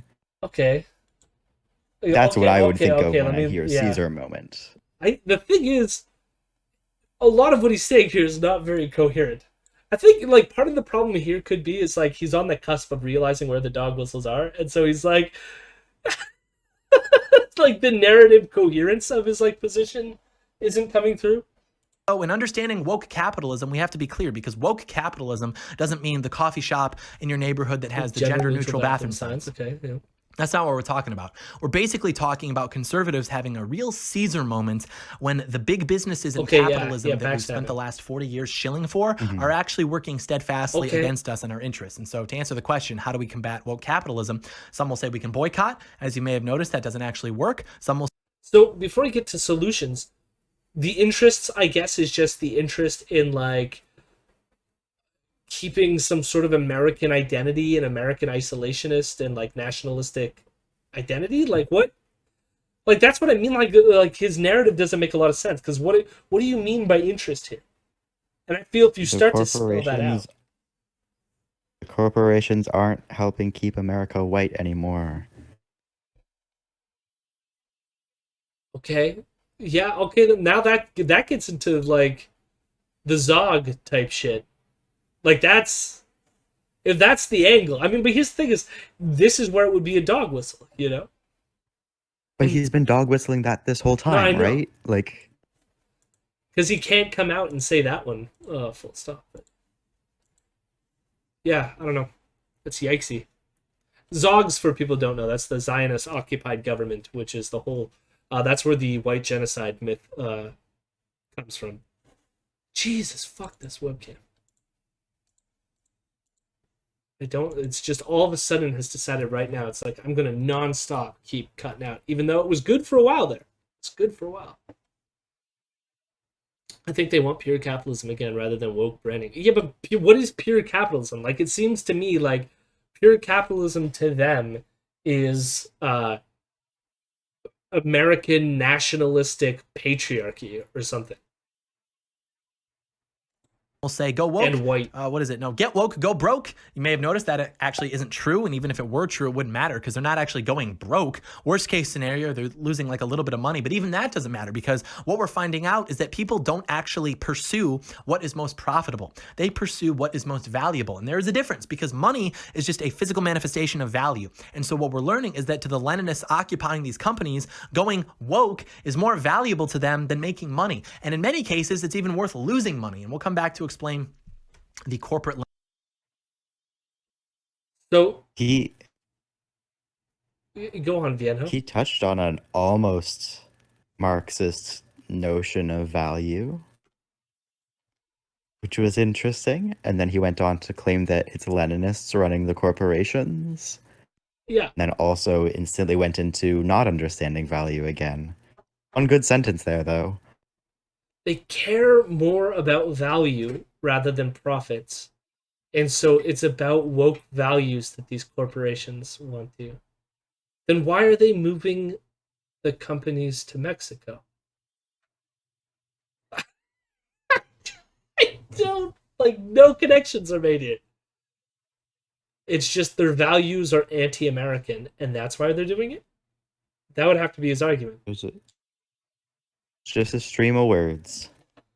Sometimes the words connect, sometimes they don't. And Leninists and corporations. Jesus fucking Christ. This, you know what that tells me? That he probably listens to a lot of Steve Bannon, which is on top of it pretty horrifying. Steve Bannon is big on claiming that a lot of these corporations are all Leninist. That's a huge neo-reaction talking point. Leninist is such an interesting... them specifically. No, I mean, Steve Bannon's whole take is like, he's read Lenin, he's studied all their techniques, and he can see it. It's like they're infiltrating everywhere, the Leninists. I think it only makes sense if you have the ideological commitment that traditional white America is inherently the best way of life. Yeah, exactly. And thus will always be what a free market will favor when it's actually free. I don't even think he's talking about a free market. He wants some kind of control. He just wants the control to be guided by like proper values. So whenever capital interests seem to go against traditional American values, it's because they're specifically trying to undermine what America stands for some nefarious purpose. Yeah. We can at least admire the trads who acknowledge that traditional values and capitalism can often come into conflict. Yeah, I mean, I don't know if it's an admiration. To me, it's a worry. Like, this is like comparing him to John Doyle to like other far right type people. The worrying thing is he at least has some sort of like more nuanced position and acceptance of some like real problems, and real in terms of the affect, right? Like, I don't think he understands or at least he doesn't want to sell the real causes to his audience, or even the like proper solutions, because of the idealistic notions of like American spirit and Elan Vital and all this shit that he has boiling up in his brain here. But I think it's like worrying because he's hitting on like he can appeal to people who like have a feeling and go, I can fix your feeling. I have the real answers. I can provide that to you. Where I feel like some other like propagandists for like right-wing stuff don't make that move. And that's why like this is like worrying, even though, as we pointed out, he's being completely vague about some of the background assumptions. And those to me are going to be the more yikesy things probably, but of course he can't say that on the YouTubes. Leninist. But to answer the question, how do we combat woke capitalism? We don't, because we can't. And the reason for that is that capitalism is a machine. It is a system. It is amoral. It simply monetizes what is popular, and it also creates and supplies demand. And so it's not a problem that can be solved with a few boycotting campaigns or what have you, but rather the symptom of a problem that will take decades to solve, assuming that we can even solve it. And that problem is that we have monetized our own self-destruction. Why is that? It requires a few components, most importantly being that there's a demand for it, and this doesn't mean that the demand necessarily exists, which of course it does. Monetize our own self-destruction. I don't even know what this graph is supposed to represent here. It's supply and demand. Yeah, but what does that have to do with what he's talking about? About like demanding our own destruction or whatever the hell he just said. Why is that? It requires a few components, most importantly being that there's a demand for it, and this doesn't mean that the demand necessarily exists, which of course it does, but just as demand leads to supply, supply can also lead to demand. Like, you can put things in front of people that they didn't know that they wanted or that they didn't know even existed, and you can create demand for it, and it's even easier to do that just like with that information on your desk. In the marketplace of ideas, because when you control the narratives and the flow of information, which they do, you can make people believe pretty much everything and believe it passionately. And there's a few reasons. Sorry? Did he say they? Oh, I just said they. Yeah. Even existed, and you can create demand for it. And it's even easier to do that with information in the marketplace of ideas, because when you control the narratives and the flow of information, which they do, Which they do. Mm-hmm. They do control the narrative and blah, blah, blah. I mean, because this contrasts with the earlier point that he made, which that this is like an entire mechanistic process that doesn't have a mind, right? Capitalism is just some sort of mechanistic, non-conscious process that just does what it does. But somehow they is still controlling the narrative for him, whoever they are. You can make people believe pretty much everything and believe it passionately. And there's a few reasons for this. You've got some people who legitimately believe these things, but more importantly, you have the masses. You have the masses of people who cannot think for themselves and frankly don't even have any interest in thinking for themselves. This as well is like the huge cultish vibe that you get from a lot of right-wing thinkers, which is like, even like you figured it all out. I've assessed the problem, I've given you the solution, and since you agree with me, you're on the cool side, and we're all cool, and we all figured it out. But all those fucking idiots out there who haven't figured it out, they're the sheep. They don't know what's up. So we gotta be worried about them, but we're cool, right? We figured it out. We're on the same team. They're the fucking sheeple. We gotta watch out for them. That's a huge problematic impulse that you find a lot of these people engage in. Yeah. So much of right-wing discourse is centered around, please can you read these statistics proving that Black Lives Matter is predicated upon a lie? Bro, please can you debate me on this subject so I can own you? And it's like, no one cares. They post a black square on Instagram because the screen people told them to. You're swiping up like, actually, if you read the independently conducted autopsy report, bro, no one cares. You care and I care. Like, that's great, but the average person doesn't care.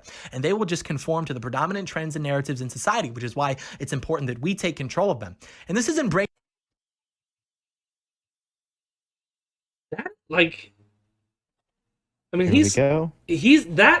he's basically saying, so like they have control over it right now, but we need to take control over it, and we need to take the reins, and we need to conform the sheeple out there. We need to feed them with our propaganda and bullshit and get them on our side. We do, rather than them, because them bad, we good. I don't like what he's saying at all either. You are right, Two Cars. This is fucking terrifying. He wants to expropriate the property and storefronts and whatever other means of production, perhaps, that quote unquote they all own, that they all control, and also return the United States to a fictional glorified past. I wonder what possible, I don't know, he displayed that past in his opening historical comparisons we could kind of like look at that are based on the idea of the mythic past, and then that's recreating that in the modern day using right-wing bullshit. But like, imagine yourself not as us watching this content. Like, there's an element in what he's saying, which like I don't like thinking of it in terms as like the ignorant masses, sheeple, and stuff like this. But there is a sense in which a discourse is going on, and a vulnerable person who might be particularly alienated or feeling aimless might watch this and go, "Oh yeah, like I do feel purposeless. I do," and then like, why are the corporations getting all woke? You know what I mean? And like, I don't think it's an element of ignorance. It's just like sort of like hitting the right spot when someone is particularly vulnerable, which is like the danger of this shit, right? And that's why he wants, like, they do these shows and do it particularly this way, because you're not going to lead people into the far right by just like spelling out who they is, right? And good night, Nicholas. Nick? Although things could get dicey. You weren't using your other account. Interesting. Brainwashing, by the way. It's not like if the actual brainwashing stopped, then people would just agree with us anyways. But no, it's not brainwashing to control the narratives to make them acknowledge the reality of gender. Wait. So it's not. So what he's saying is it's not brainwashing when we do it, is essentially what he's saying here. So when they do it, if they didn't do it, everyone would just agree with us anyway. So therefore, it's not brainwashing. Jesus Christ. Family structure, life, morality, and what have you. It's actually the opposite, which is allowing people to flourish in a society that doesn't seek their self-destruction for the expansion of the power and wealth of a tiny minority, and allowing them to do so without having to live their lives within a constant flow of information, because that's not how life was meant to be lived. But we have to do that now so that we can put the communists in the ground, metaphorically. intellectually, so that our kids and grandkids don't have to worry about it so intensely. And this gets back to how my thoughts here is that he realized he let it slip and then had to back down.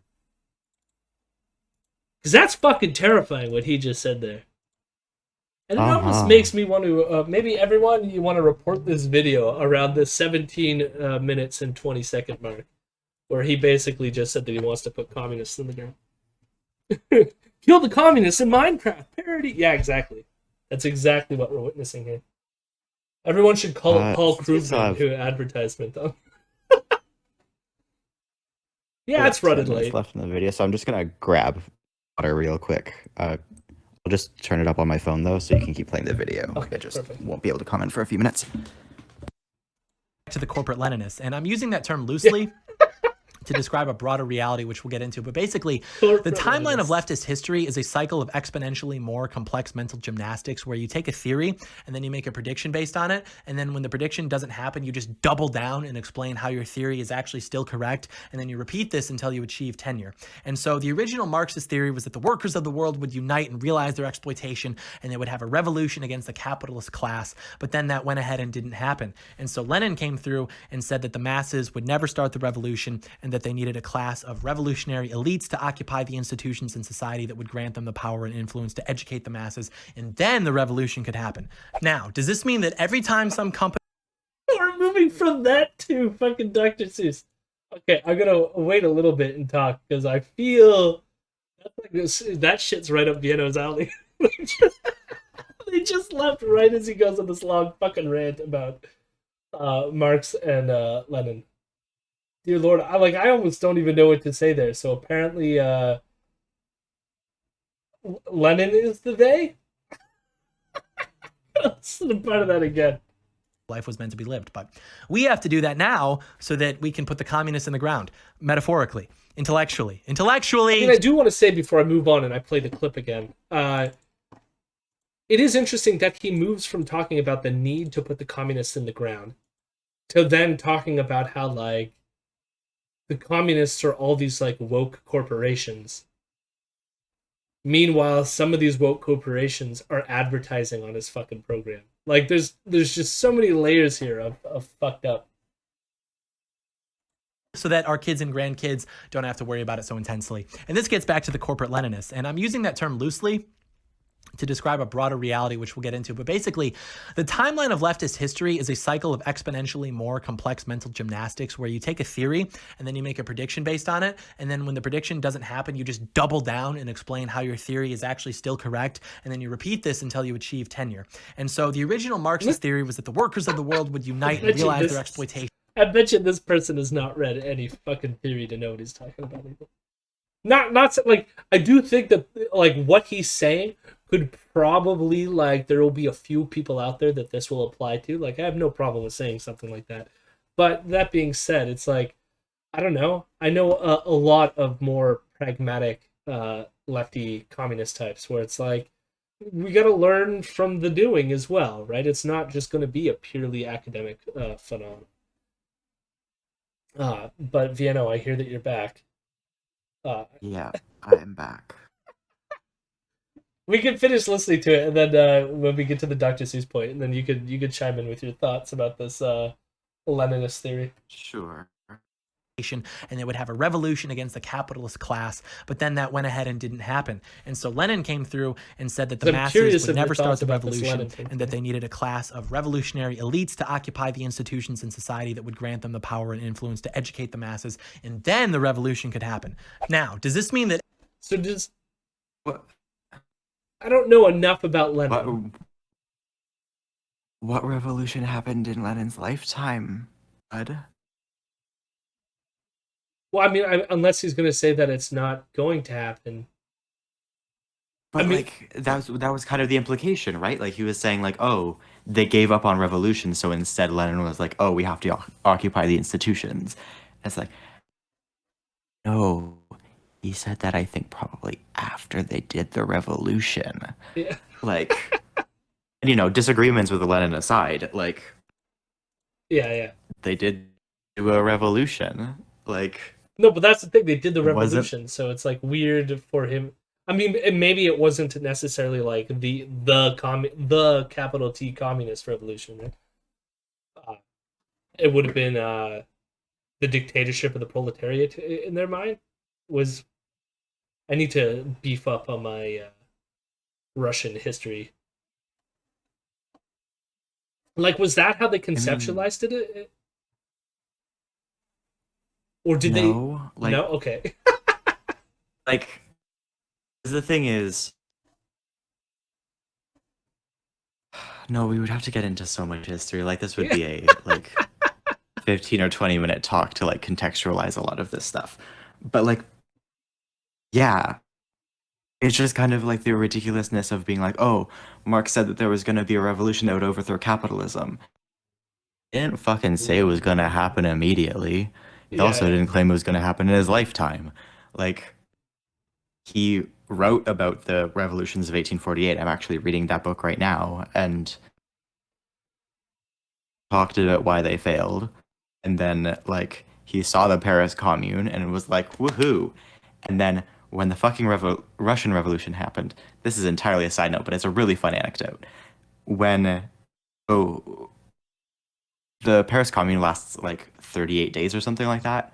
And when the Russian Revolution, or like the October Revolution happened, when they made it to like December or January, or like just long enough to be past the Paris Commune, Lenin went out in the fucking snow in the winter and just did a little dance to himself because he was so excited that they lasted longer than the Paris Commune. Nice. As you do. Yeah. Also just like it's just completely disconnected from like any of the history or like actually like what occurred in any of these people's lifetimes, and also the theory that they wrote. So it's just kind of like, these are two dudes who exist, and I have a vague idea of what they might have said, and that's all that I have to go on. And I have a feeling that what this. Yeah, no. So I was going to say, I have a feeling that the move he's making here too is the cultural Marxist point, which is the idea that like you needed to create this elite, and therefore the elites in our modern day context have taken over media and these corporate institutions to spread their Marxism through that, their woke Marxism through the corporations, because you couldn't just convince the ordinary people to do it, and therefore you get cultural Marxism, I think is the argument he's trying to like make here. Yeah, like which is a huge white nationalist Nazi topic. That's fun. Well, and it's also like again a very anti-Semitic talking point, because like cultural Marxism is just the modern day phrasing of Judeo-Bolshevism, where it's like, oh, those Bolsheviks, they sure were all Jewish apparently, huh? Yeah. Which is not true.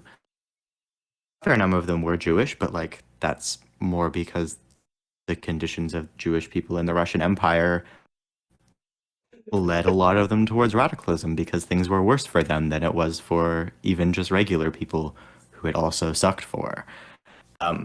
Two Cars just goes, it sounds but that was like these, the big Nazi thing. Two Cars goes, it sounds like these Marxists are pretty successful. Why is he such a hater and jealous of success?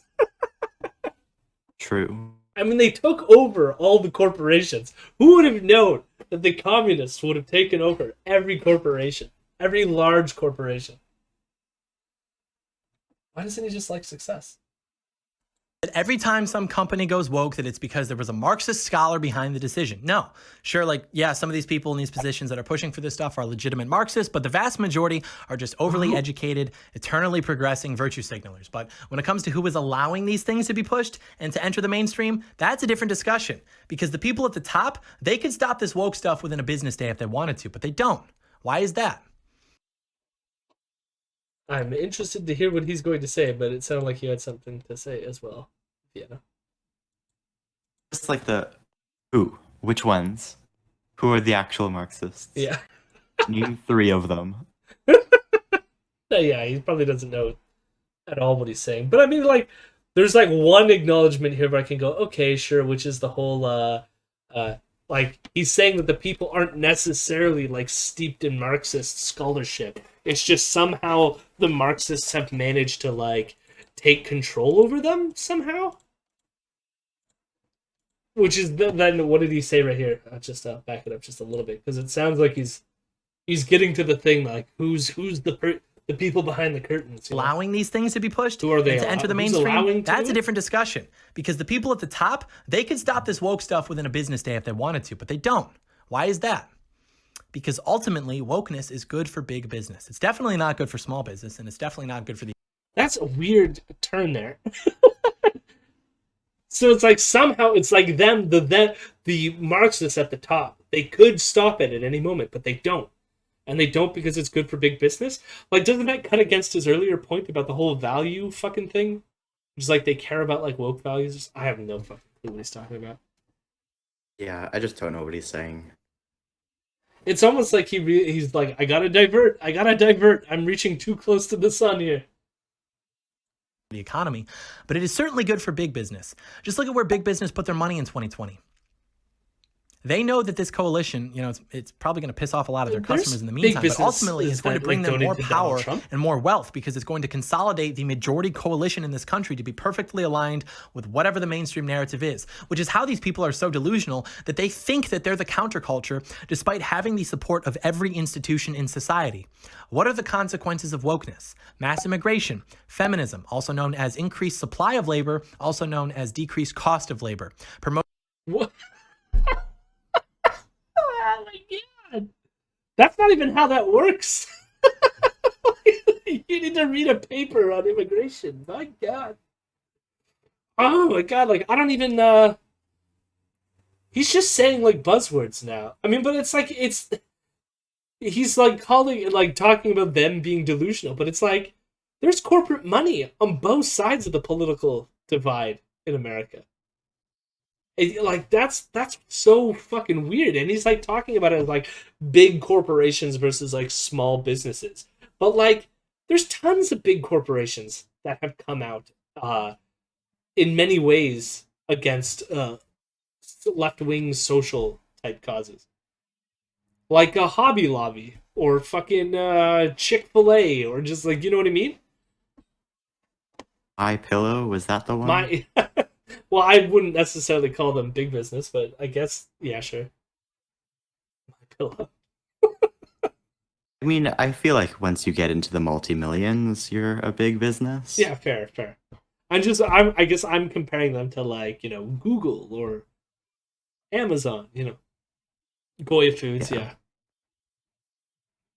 Promotion of anti-Americanism, also known as erosion of sovereignty, also known as global free trade, which has been bankrupting our country for decades. Because remember, big business has no allegiance to our country or to its people, just to their money. And while we have to deal with... I thought it was allegiance to values. He did say that earlier, and now he's saying that it's... I mean, like, he's making, like, a somewhat...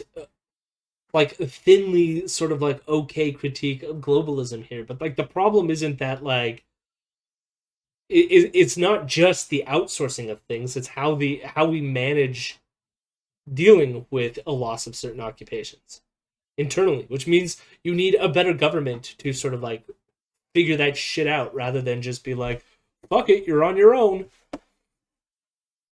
Now your town collapses and you can't afford food. And we're not going to help you. Yeah. With the consequences of their decisions and their propaganda, they can just live in gated communities. They can go live somewhere else. They are post-national. They have evolved past the concept of a nation or a homeland, or so they think. They're globalists. And so given this, I would present two simple rules. The first one being that the state can either rule over the economy or the economy can either rule over the state. Someone's going to be at the top of the power hierarchy, and it's either going to be the state or big business. And the problem with it being big business is that we can't even vote them out. The amount of power that big business has over you and me in this country would be the focal point of a wet dream for a dictator of days past. What is this? Mao?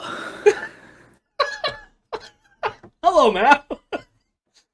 Mao? What did he say? Yeah, well, I mean, I don't even know what the fuck to say to that. But can we acknowledge like him talking about this with a Tesla fucking sticker on his laptop and a thing that says capitalism down here?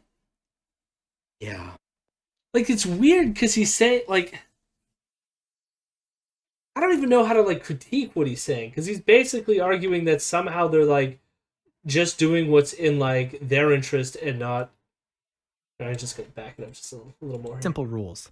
The first one being that the state can either rule over the economy or the economy can either rule over the state. Oh yeah, someone's going to be at the top of the power hierarchy, and it's either going to be the state or big business. And the problem with it being big business is that we can't even vote them out. So the interesting here thing, like this is where he might diverge from other neo-reactionaries that I've watched, because a lot of neo-reactionaries take the position that democracy is bad, and that we actually want, and usually their figure that they sub in is Elon Musk, which is why I pointed out the irony of the Tesla sticker, which is that we need Daddy Musk to be in control of our feudal state, which is kind of what he's arguing for his like isolationism. Is like this tiny little like United States protectorate where they control everything internally and don't engage at all with the outside world. I mean, he wants a kind of a capitalism for the Volk. A Volkish capitalism, maybe even like a national something or other, like a National Socialist American Workers' Party. The amount of power that big business has over you and me in this country would be the focal point of a wet dream for a dictator of days past. I mean, especially like what does like this referring mean? to like cultural Marxism. Well, it means that the government should be able to guarantee my freedom of speech in the new public square.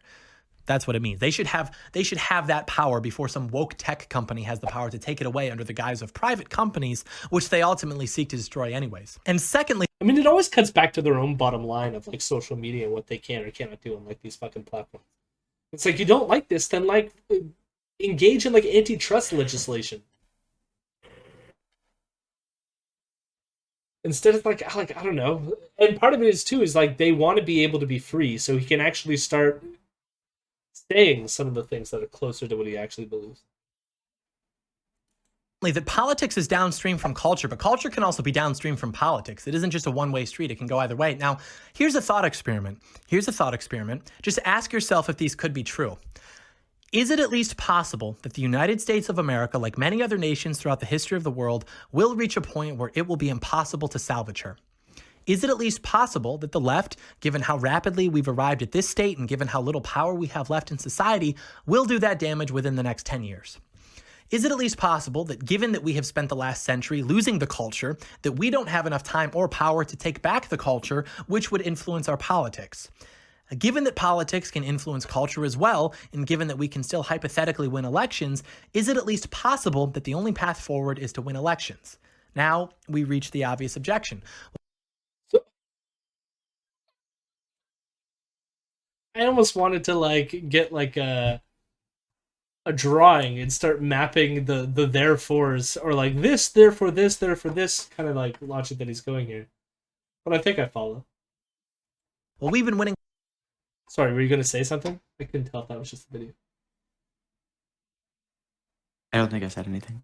Fair. Elections this whole time. I might have thoughts We've controlled after the presidency. We've controlled all three branches of government at least twice. Well, what's different this time? So true. So true. I don't know. Let's continue the thought experiment. Given that our old attitude... I mean, there's a point here that I want to pause and just say, like, he's saying, look, we voted for all these Republicans before, and the Republicans got in.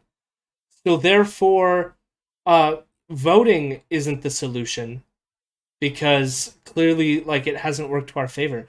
But I'm like, the 80s saw a huge hit to like social safety net shit, you know? That was like the whole right-wing, like the 80s was like a thriving right-wing movement that caused a lot of problems and basically destroyed the sort of like bandages though they were, the New Deal policies that pre-existed it, right? Which is like weird for them to think that somehow, like, it's like to them, because trans people have gained more acceptance, or even gay people have gained more acceptance, or things of this nature, that therefore conservatism is in decline. When, like, I see no evidence of that. Like, sadly, fucking conservatism has never left as much as I want it to. I just don't, like, what world do these people live in? I don't get it. Reagan was a Marxist by reducing corporate tax, which allowed for the globalists to take over. Yeah. Of don't use power because that's what the left would do. And even while they're doing it and beating us, we're actually winning because we have our principles. We're beautiful losers. Given that that hasn't... Don't use power. I mean, they fucking used executive orders all the time. All the time. Like, what delusional history does this person live in? And the sad thing is like, you could lie this blatantly about history, and I guarantee you no one watching this is going to check it to say, like, whether anything he's saying here is legitimate or true. Hasn't worked out at all, and given that, or assuming that, I should say, assuming that we care more about the future of the country that our children will grow up in than we do about these abstract principles, which, might I remind you, are literally the reason that your children are being indoctrinated into questioning their gender, into abandoning God, into hating you, and into hating themselves if they're white. Do you understand how incredible that is? That they shifted the literal United States of America, the greatest nation in the history of the world, to where it is now in less than 100 years. Can you believe that? How did they do it? They did it because we had weak people representing us, so-called...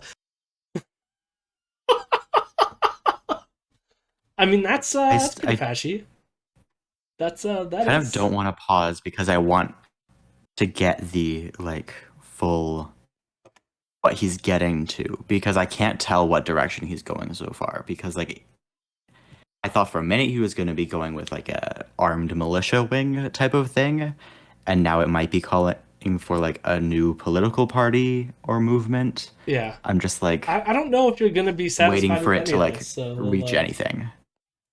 Conservatives, who in effect have conserved nothing except their status as losers. And I don't need to remind you that when you lose in politics, it doesn't just mean, we'll get them next time. No, it actually means that you and I are going to have our lives destroyed, literally. We don't exist in their version of the future. They don't want unity. They don't want us. So where do we go? Where do you think? What'd they do to the opposition throughout history? Think about it. But anyways, given all that, is it at least possible that the only way forward, assuming that there is a way forward, is to elect people to represent us who are capable and not afraid of wielding power the same way that our enemies have done to us in the last 100 years? Is it at least possible? I don't know. It's just a thought experiment. I think I used... So, but part of it is, this is like the problem. He's being pro-election, but in the same way that you want to elect a Hitler. Like, I don't mean to put in, like, those stock terms, but that's, like, what he's saying. He wishes that these people use their authority and use strength in ways that, like, past Republican leaders have not, by basically taking over the country. Yeah. No, that's exactly it. So, just, like, side note, I just realized that the bottom left sticker on his laptop is a Donald J. Trump tweet that he printed out and stuck on there, which is very funny. Yeah, and not at all sad. It's very sad. Yeah. Oh, it is. Yeah, and also just like the interspersed comments of like, oh, what do you think they'll do to us when they have full power or whatever is kind of like, it's encouraging that sort of conspiratorial thinking that has led to like so many different like mass shooters. Like, what was that one bit in the middle where he's like, they're destroying our families, they're like making us question our genders, they're like, this is I mean, this is the stuff that always worries me, because it's the same with the rhetoric of the putting the communists in the ground, which is like what he's calling for. I mean, like, this is like getting really close to that line of violence that even Ezra does, which maybe could be the thing that Tim was like responding to, or like pointing towards earlier, which is that like Ezra walks up right to that line of just like everything's decaying, everything's dying, and you know, like, I can understand why someone might drive a crowd. Like, I don't support it, but I can understand why someone might do it. You know, drive a crowd through people. Like, it's that same like walking it right to that line. Where before you say, like, yeah, what we should be doing is going on some sort of murderous rampage, which is almost like, you know, again, I pointed out the imagery, but he's saying this all with a fucking gun on his wall, and what was his sponsor? A gun holster company? He's got a Smith & Wesson thing on his thing here, like... Well, and the slip-up of, we need to put the commies in the ground type of thing. Like... Yeah, how about them terms of service? YouTube, what the fuck are you doing? Rebel is bad. But this is fucking worse. But this is a step up. Like, this is a step further. I'm like, granted, I think the only difference... But here's the thing is, Rebel's platforming this person, remember? Yeah. This is why, like, Rebel... Ezra has been around for way too long and knows how to play the game. And he fucked... Like, this is where he fucked up before, too. Because he fucked up before by having Faith Goldie, who was younger, Lauren Southern, who was younger, and these people were not as good at the keeping it within the terms of service, you know? Mm. I don't know. It's all worrying how all these things are fucking interconnected.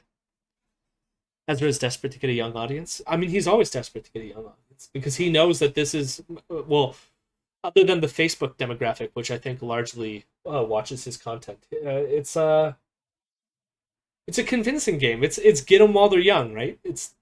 That's why he's so excited to have kids that he can raise in his right-wing fantasies. The word enemy there, perhaps accidentally. I don't know. I've just always operated under the assumption that whoever wants to take my rights away is my enemy. And given that the communists have no allegiance to my country, I don't exactly know if I should grant them the exemption of countrymen. Are you seriously suggesting that communists shouldn't be allowed to indoctrinate tens of millions of people into supporting the destruction of the United States and its constitution and its economy and its culture and its history and its way of life and its language and its values and its future? That's not very conservative of you. Yeah, you're right. You're right. Because if there's one thing I've learned studying conservative politics, as much as I have, it's that actually wanting to conserve the country isn't conservative. No one actually wants to conserve anything. Even Mr. Potato Head. Yeah, it's a toy. It's still a staple of American culture. Oh my god! What? How sad. I know. Oh, like, could you, like, there was a moment there where I'm like, lightly, like, this is horrifying. Could you, I mean, like, maybe, like, I can never fully appreciate it, but, like, going back to, like, the start of, like, fascism and hearing someone give, like, a roaring speech and be like, and that's why they won't let us play with our dolls anymore. We might see death camps in the name of Mr. Potato Head at some point in our lifetimes, and that is just such a fucking, like... Oh my god. He's employing these interstitials to make him seem harmless. I mean, like, maybe there's an element of that. I don't even know if it's, like, hard, like...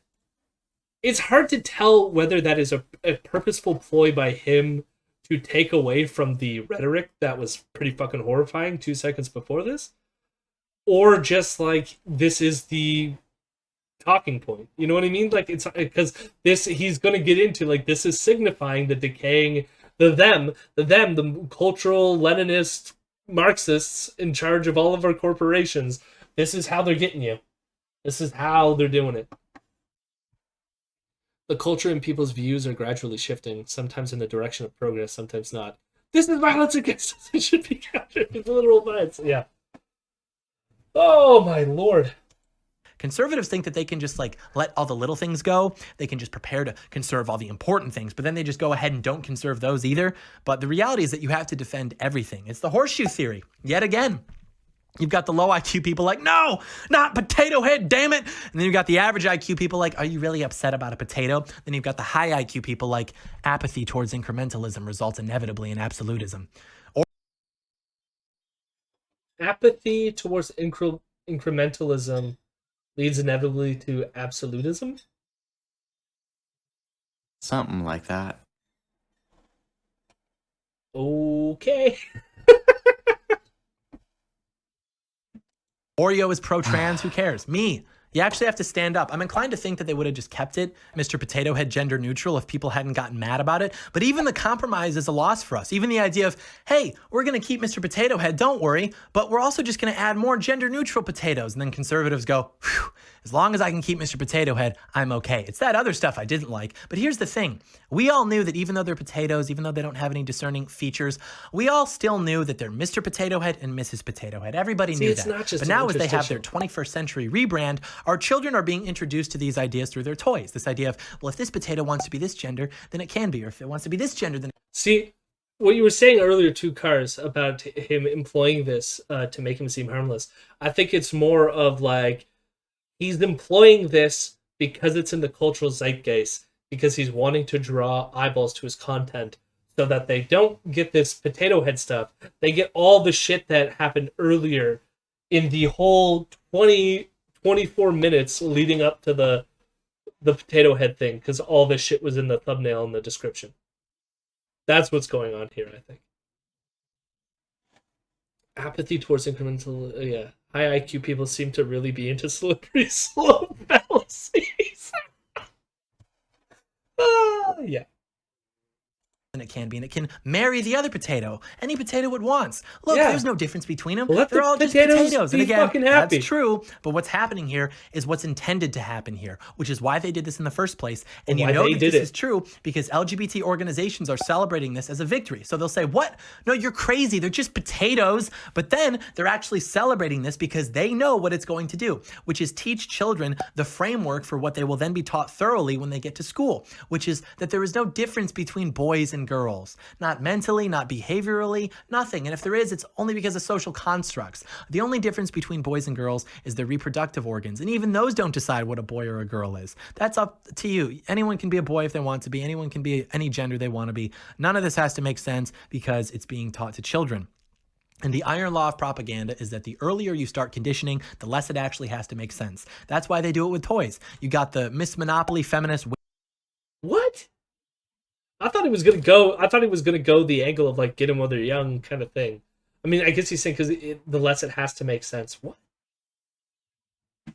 I don't think that works. Like, I feel like this is coming from someone who's never raised kids. Like, how do you explain like how it's so ignorant about human psychology and how advertisements work? It has more to do with a feeling of belonging, is how advertisements work, and like relating to sort of like social things. Like, not to say that these things couldn't help with like, because maybe this is like for certain white kids in white neighborhoods, maybe this is the only like explicit confronting of a woman in a job outside of the house might be, right? Or something like that. Like, I don't know. We all know women shouldn't be good at business, so how can they have a monopoly? Get the money. I know, like, what's the conclusion of what he's saying is like this is so nonsensical and just like messed in the head that like it just will somehow manipulate children that don't have the cognitive capacity to realize that this is bullshit or something. I have no fucking clue what he's saying here. Wage gap propaganda game. It's literally about brainwashing the masses, like starting as young as possible to be a member of the homogenous coalition of woke that can be mobilized at an instant to give power and wealth. I mean, he homogenous coalition of woke. This guy wants to create a homogenous vanilla United States that is super vanilla. That's all he wants. Like, I want to create a homogeneous United States. But like, it's like weird for like people to like talk about wokeness as homogenous, where it's like, okay, so the only aspect that's homogenous is that we all want to treat people with dignity and respect. But like, we're super not homogenous because under that system, you can be whatever you want under the sun. You know? But somehow that's a more nefarious homogeneity than like the fucking pasty white pro-American bullshit homogenous culture that this guy wants to create. Jesus. With no masturbating. Remember that. He wants to have no masturbating in his culture. And you know what I say to that? Fuck that. In fact, look. Masturbate whenever you... Well, no, sorry. Masturbate when you're alone and you feel comfortable doing so, and if anyone's involved, get their consent. There, that was better. I was almost going to say masturbate wherever you want. That would have been not cool. That's definitely not okay. Propaganda, brainwashing, and coercion are bad when bad people do it, and good when good people do it. Very simple. Yeah. I did hear your Hamas joke, Vieto. You're right. I just you. didn't. What was I supposed to add to it? Laughter. The only thing that I thought of like saying was like, and I my pronunciation would always be bad, but like Allahu Akbar. But I couldn't. It just felt wrong. It didn't feel right. But yes, sure. Hamas. I can't even say it. Hamas genius. Homogenous. Yeah. I heard you. Okay. John Doyle heard funny. you. John Doyle is now worried based on what you just said. Good. He better be. He lives in Michigan. I'm sorry for everyone who lives in Michigan. Wealth away from the American people to the ruling class via the privatized propaganda apparatuses that are owned and controlled by that same ruling class. But hey, at least it's not explicitly the government, right? Right, conservatives? China's brainwashing Muslims. What the heck? Meanwhile, American children are internalizing the same genre of harmful propaganda, but it's okay. Are the Chinese brainwashing the Muslims to think that transgender is okay?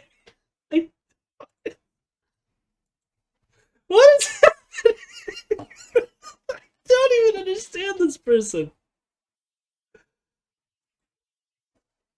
Brainwashing Muslims. What the heck? Meanwhile, American children are internalizing the same genre of harmful propaganda, but it's okay because it's mostly being done by private companies.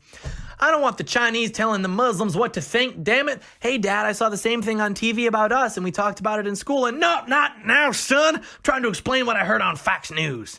What's the recent example? Hyatt. Hyatt got backlash for trying to justify. I have no fucking clue what he's saying. That he's mad at conservatives condemning what's happening to the Uyghurs in China. I mean, he just refers to them as Muslims, but let's be clear here. China is not doing this to all Muslims within China. They're doing it to a specific ethnic group in China. That aside, somehow condemning that, but then saying that our corporations are doing the exact same thing, and somehow that's equal. I don't know. I don't know how to square that. Do you feel like I've done a good job at sort of explaining what he said there? That probably doesn't make any sense, but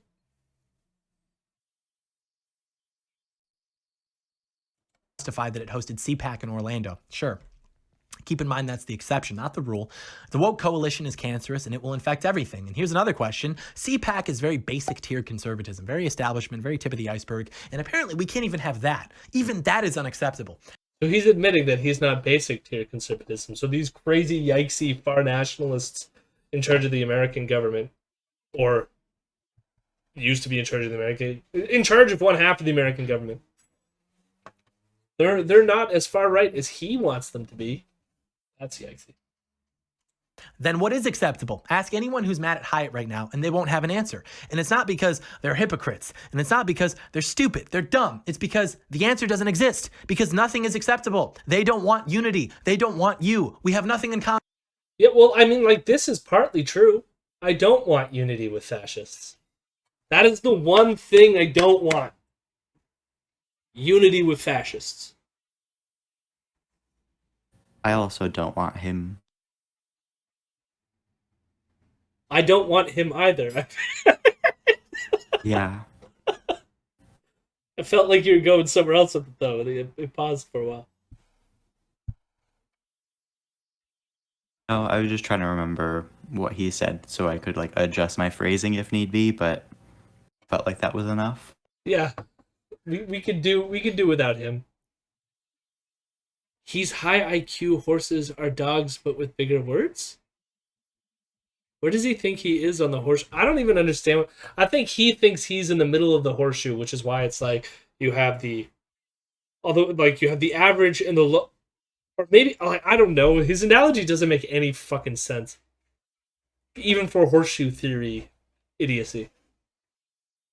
You also missed Tim's comment earlier about horses being dogs.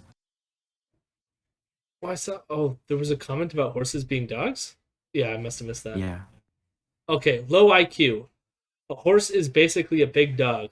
Middle IQ. Correct. Horses and dogs are different animals. Obviously, high IQ. Incorrect. Allowing trivial distinctions between four-legged domestic animals dilutes the value of her value. Elevation above them. I'm riding a large dog to work tomorrow. This is all horseshoe theory, people. Horses are dogs, but with bigger words. Okay. Middle of the horseshoe are normies to him. Okay, so he's at one of the extremes of the horseshoe. I don't know. We're almost done this fucking video. Anymore. There is nothing under which we can unify. It's irreparable. At this point, we're basically just fighting for control over the economy, the military, and the geography of the country. That's why we actually have to support the companies who are still American companies, not post-national companies, not even transnational companies, American companies. That's the most important factor when I take sponsors. So keep that in mind. They're taking a risk by actually prioritizing the American people and also affiliating themselves with yours truly. iTarget's a great example. They make a sled that integrates with your... Okay. He cuts right into an advertisement. This thing, iTarget Pro, is like a thing you put in your gun that like you could do target practice at home, apparently. But we don't need to hear the advertisement. We are done. Because he has to, that fucking smooth transition into this advertisement in the end. And again, all this talk about like, we can't have unity, we need to destroy them. They're the enemy. They're coming and they're changing all of our norms. And they're cultural Marxists, and the Marxists are in control of all the institutions. Buy my laser targeting device. Made by an American company. Pure, 100% cut American gun targeting practice. This is going to lead to mass shooters. This video that we just watched, I feel, which is very terrifying. Hello, my rebels. Hello, my rebels. I'm a good boy.